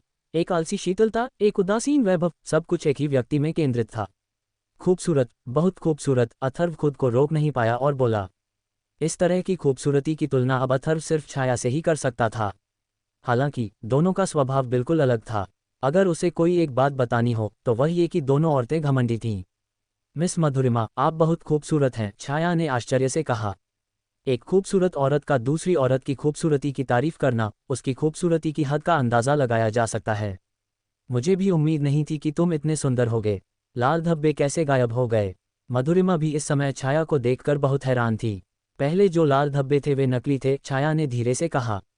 तो बस इतना ही, मैं पहली बार किसी को तुम्हारे जैसा सुंदर देख रहा हूँ, मधुरिमा ने धीरे से कहा। मिस मधुरिमा, क्या आप 7वीं रैंक तक पहुँच गई हैं? आप कैसे? अथर्व ने पूछा। इस समय मधुरिमा को पूरी तरह से मानव रूप में देखकर ये कुछ ऐसा था जो केवल 7वीं रैंक के राक्षसी जानवर ही कर सकते थे। क्या तुम्हें लगता है कि 7वीं रैंक तक पहुंचना इतना आसान है? मधुरिमा ने अपनी खूबसूरत आंखों से अथर्व को देखा और कहा, मानव रूप में बदलने के लिए किसी को 7वीं रैंक तक पहुंचना जरूरी है। आत्मिक जानवरों को मानव रूप धारण करने के लिए 6ठी रैंक तक पहुंचना जरूरी है। मैं अभी जो कर रही हूँ वह आत्मिक जानवरों जैसा ही है, ये रूपांतर नहीं बल्कि आकार बदलना है। तुम एक राक्षसी जानवर हो, तुम 6ठी रैंक पर आकार कैसे बदल सकते हो? अथर्व अभी भी समझ नहीं पाया। मधुरिमा ने कहा, चाहे वह आत्मिक पशु हो या राक्षसी पशु, मानव रूप में रूपांतरित होना किसी मानव मार्शल कलाकार के मार्शल राजा या आत्मा राजा बनने से कहीं अधिक कठिन है। एक राक्षसी पशु के मानव रूपांतरित होने के लिए शरीर को कठोर बनाने की पीड़ा से गुजरना पड़ता है, जिसमें सभी मांसपेशियां, हड्डियां और रक्त वाहिकाएं बदलनी पड़ती हैं। तभी वह वास्तव में मानव रूपांतरित हो सकता है। मानव रूपांतरित होने के बाद साधना की गति बढ़ जाएगी। जहां तक मेरी बात है, मैं केवल कुछ समय के लिए ही मानव रूपांतरित हो सकता हूं। ज्यादा से ज्यादा 1 घंटे में मैं अपने असली रूप में वापस आ जाऊंगा। मुझे अभी भी समझ नहीं आया, अथर्व ने पूछा। मधुरिमा थोड़ा मुस्कुराया और बोला, मैं 6000 सालों से यहाँ हूँ। मैं हर 3 साल में केवल 1 महीने के लिए ही साधना कर पाता हूँ। मैं बाकी समय में साधना नहीं कर सकता। हालांकि मैं बाकी समय में साधना नहीं कर सकता, लेकिन यह मेरी मनस्थिति को नियंत्रित कर सकता है। मनस्थिति हम राक्षसी जानवरों के लिए बेहद महत्वपूर्ण है। 6000 सालों में मेरी मनस्थिति एक निश्चित स्तर तक पहुंच गई है। शायद ये कहा जा सकता है कि यह मुश्किल से 8वीं श्रेणी के राक्षसी जानवर के स्तर तक पहुंच पाई है। मन की अवस्था, अथर्व ने सहज ही समझ लिया। मन की अवस्था न केवल राक्षसी जानवरों के लिए, बल्कि मार्शल कलाकारों और आत्मिक गुरुओं के लिए भी अत्यंत महत्वपूर्ण है। निम्न स्तरीय मार्शल कलाकार सच्ची साधना करते हैं, लेकिन एक निश्चित स्तर तक पहुंचने के बाद अधिकांश साधना वास्तव में मन की अवस्था पर ही निर्भर करती है। कुछ शक्तिशाली शक्तियां अक्सर दशकों, यहां तक कि सदियों तक एक निश्चित शिखर स्तर पर बनी रहती हैं और आगे नहीं बढ़ पाती। स्वाभाविक रूप से ऐसा इसलिए नहीं होता कि उनकी सच्ची अपर्याप्त है। दशकों या सदियों में लुप्त सच्ची को बहुत पहले ही पुनः विकसित किया जा सकता था, या आध्यात्मिक जड़ी बूटियों पर निर्भर होकर उसकी पूर्ति भी की जा सकती थी। ये शक्तिशाली लोग अपनी मनस्थिति के कारण सफलता प्राप्त नहीं कर पाते। यदि मनस्थिति अपेक्षित स्तर तक नहीं पहुंच पाती, तो वे कभी भी सफलता प्राप्त नहीं कर पाएंगे। मेरी मनस्थिति काफ़ी अच्छी है। इसके अलावा इन 6000 वर्षों से मैं पवित्र कुंड की ऊर्जा पर निर्भर रहकर साधना कर रहा हूं और पवित्र फलों का सेवन भी कर रहा हूं। मैं अभी 6ठे दर्जे के मध्य चरण तक पहुंचा हूं, इसीलिए मैं ये कर पाया हूं। हालांकि मैं हर बार केवल लगभग 1 घंटे के लिए ही मानव रूप धारण कर सकता हूं, और मैं अपनी आभा को छिपा नहीं सकता। साधारण मानव शक्तियां मेरे राक्षसी पशु शरीर को आसानी से पहचान सकती हैं, मधुरिमा ने कहा। तो ऐसा ही है, अथर्व को अचानक समझ आ गया। 6000 साल, ये वाकई एक भयानक समय था। 6000 सालों में बिना साधना के भी किसी की मनस्थिति अत्यंत ऊंचे स्तर पर पहुंच जाती है। मधुरिमा ने इस गुप्त क्षेत्र में अपनी मनस्थिति की साधना केवल 6000 सालों तक ही की थी। उसकी वर्तमान मनस्थिति का स्तर कल्पना से परे था। मिस मधुरिमा की मानसिक साधना की अवस्था बहुत ऊंची है। अगर वह बाहर जाती हैं, तो उनकी शक्ति वृद्धि की गति निश्चित रूप से भयावह होगी। मुझे डर है कि वह ज़्यादा से ज़्यादा 200 सालों में ही 8वें स्थान तक पहुंच पाएंगी, छाया ने कुछ आश्चर्य से कहा। 200 साल, मधुरिमा की मनमोहक, खूबसूरत आंखें थोड़ी ऊपर उठीं। उसने कहा, 200 साल बहुत लंबा समय है। 8वीं रैंक तक पहुंचने के लिए 100 साल काफ़ी होंगे, शायद उससे भी कम। 100 साल में 8वें स्थान पर पहुंचना। छाया, जो हमेशा शांत रहता था, इस पल आश्चर्यचकित हुए बिना नहीं रह सका।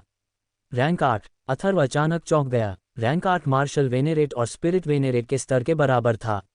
ये स्तर पहले से ही सबसे शक्तिशाली में से एक था। मेरी मनस्थिति की साधना पहले ही 8वें स्थान पर पहुंच चुकी है।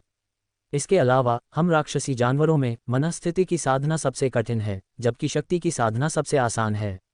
इसलिए जब तक मेरे पास साधना के लिए पर्याप्त ऊर्जा है, मैं आगे बढ़ सकता हूं, सिवाय इसके कि 7वें स्थान तक पहुंचने में कुछ बाधाएं आएंगी, मधुरिमा ने धीरे से कहा। मिस मधुरिमा, क्या आपका मतलब यह है कि जब तक आपके पास साधना के लिए ऊर्जा की निरंतर आपूर्ति है, तब तक आप आगे बढ़ सकती हैं? अथर्व ने पूछा। आप ऐसा कह सकते हैं, मधुरिमा ने थोड़ा सिर हिलाया। ये तो भयानक है। अथर्व तुरंत डर गया। ये तो उसकी अपनी यिन यांग स्पिरिट मार्शल आर्ट के भक्षण से भी तेज था। मधुरिमा की मनस्थिति 8वें दर्जे पर पहुंच गई थी। यह उसकी यिन यांग स्पिरिट मार्शल आर्ट की तरह था। जब तक वह ऊर्जा भक्षण करती रही, वह आगे बढ़ सकती थी, और कोई दुष्प्रभाव नहीं था, क्योंकि उसकी मनस्थिति पहले ही 8वें दर्जे पर पहुंच चुकी थी। और साधना की यह गति अकल्पनीय थी। ये सिर्फ मेरी ही बात नहीं है। Reverse scale demonic Peng, lunar demonic rabbit, twin headed water fire demonic flood dragon और ब्लड जेड डेमोनिक टाइगर भी एक जैसे हैं। वे भी 3000 से ज़्यादा सालों से यहाँ हैं, और उनकी मनस्थिति साधना 7वें दर्जे पर पहुँच गई है। तब उनकी साधना गति भी बहुत तेज होगी, मधुरिमा ने धीरे से कहा। रैंक 7, जो मार्शल आर्टिस्ट और स्पिरिट मास्टर्स के बीच स्पिरिट किंग और मार्शल किंग के स्तर के बराबर है, जो पुनर्तः शक्तिशाली हैं। यह एक बहुत बड़ी उपलब्धि है। अथर्व फिर से डर गया। Reverse scale demonic Peng, lunar demonic rabbit, twin headed water fire demonic flood dragon और ब्लड जेट डेमोनिक टाइगर, ये 4 रैंक 5 के राक्षसी जानवर पहले ही लिटिल ड्रैगन के सामने आत्मसमर्पण कर चुके थे। यह उनके उसके सामने आत्मसमर्पण करने से अलग नहीं था। ये 4 राक्षसी जानवर भी बहुत भयानक थे। जब वे 7वें स्थान पर पहुंचेंगे तो निस्संदेह उसके साथ 4 और मार्शल राजा होंगे। ये कितना भयानक होगा। निकास द्वार जल्द ही खुल जाना चाहिए, है ना? हमें भी बाहर जाना चाहिए, मधुरिमा ने धीरे से कहा। अथर्व ने कहा, हाँ, निकास द्वार खुलने में अभी 7 दिन बाकी हैं। 7 दिन, यह अभी भी जल्दी है। रिवर्स स्केल डेमोनिक पेन की गति से हम 2 दिनों में वहां पहुंच सकते हैं, मधुरिमा ने धीरे से कहा। 5 दिन बाद घाटी के बाहर 1000 मीटर ऊंचा विशाल पत्थर किसी विशाल स्मारक की तरह खड़ा था। उस पत्थर के स्मारक पर निषिद्ध भूमि लिखा हुआ था। घाटी के बाहर 3 मानव आकृतियां, 4 पशु आकृतियां और छोटा ड्रैगन एक साथ दिखाई दिए। मधुरिमा ने घाटी को देखा, उसकी आंखें वहां से जाने की अनिच्छा से भरी हुई थीं। मिस मधुरिमा यहां से जाने के लिए अनिच्छुक हैं, है ना? छाया, जिसने पहले ही अपनी उत्कृष्ट सुंदरता वापस पा ली थी, ने मधुरिमा से कहा। 6000 साल से मैं यहाँ रह रही हूँ, इसलिए बेशक मैं अनिच्छुक हूँ, मधुरिमा ने धीरे से आह भरी, उसकी खूबसूरत आंखें थोड़ी झुक गईं। अगर भविष्य में मौका मिले तो वापस आकर देखना, छाया ने धीरे से कहा। मुझे लगता है कि ज्यादा संभावना नहीं है। ये जगह पहले ही इंसानों के हाथों में पड़ चुकी है। जो इंसान यहाँ आए थे वे बहुत ताकतवर थे और मैं उन्हें उकसाने का जोखिम नहीं उठा सकता, मधुरिमा ने कहा। मिस मधुरिमा, अंदर के पवित्र कुंड का क्या हुआ? अथर्व ने धीरे से कहा। वह ऊर्जा कुंड अच्छी चीज थी। अफसोस की बात है कि वह उसे हटा नहीं सका। अगर वह ऐसा कर पाता तो वह अमीर हो जाता। केवल मुझे ही वर्महोल का स्थान पता है। इसके अलावा इस घाटी में मौजूद मानव शक्तियां कई बार अंदर आ चुकी हैं, लेकिन हर बार अंदर नहीं जा सकीं। पवित्र कुंड अस्थायी रूप से सुरक्षित है। चलो इसे कुछ ऐसा ही मान लेते हैं जो मैंने अन्य राक्षसी जानवरों के लिए छोड़ा था। मुझे उम्मीद है कि भविष्य में किसी दिन कोई राक्षसी जानवर पवित्र कुंड का उपयोग करके सील तोड़कर बाहर निकल सकेगा, मधुरिमा ने कहा। तो चलो, मुझे नहीं पता कि समय आने पर मैं तुम्हें बाहर निकाल पाऊंगा या नहीं, अथर्व ने धीरे से कहा। ऊर्जा कुंड न ले पाने के बारे में वह कुछ नहीं कर सकता था, लेकिन इस बार इस गुप्त क्षेत्र में प्रवेश करके उसने काफी कुछ हासिल कर लिया था। और अब मधुरिमा और रिवर्स स्केल डेमोनिक पेंग और अन्य राक्षसी जानवरों को बाहर निकालना, हालांकि सैद्धांतिक रूप से कोई समस्या नहीं थी, लिटिल ड्रैगन को भी अंदर लाया गया था। अथर्व के दिल में अभी भी कुछ चिंताएं थीं। और इस बार जाते हुए अथर्व ने सिर्फ 4-5वें दर्जे के राक्षसी जानवरों और 9 पूंछ वाली राक्षसी लोमड़ी मधुरिमा को बाहर ले जाने का फैसला किया था। बाकी राक्षसी जानवरों को भी नहीं पता था कि मधुरिमा, उल्टे पैमाने वाली राक्षसी पेंग और अन्य लोग गुप्त क्षेत्र से जा रहे हैं। अथर्व नहीं चाहता था कि चंद्र रहस्यवादी संप्रदाय को तुरंत पता चले कि उसने सभी राक्षसी जानवरों को मार डाला है। नहीं, वह चाहता था कि चंद्र रहस्यवादी संप्रदाय को मार्शल स्पिरिट पवित्र फल के बारे में पता चले। मधुरिमा, रिवर्स स्केल राक्षसी पेंग और अन्य राक्षसी जानवरों को गुप्त रूप से बाहर निकालना ही काफी था।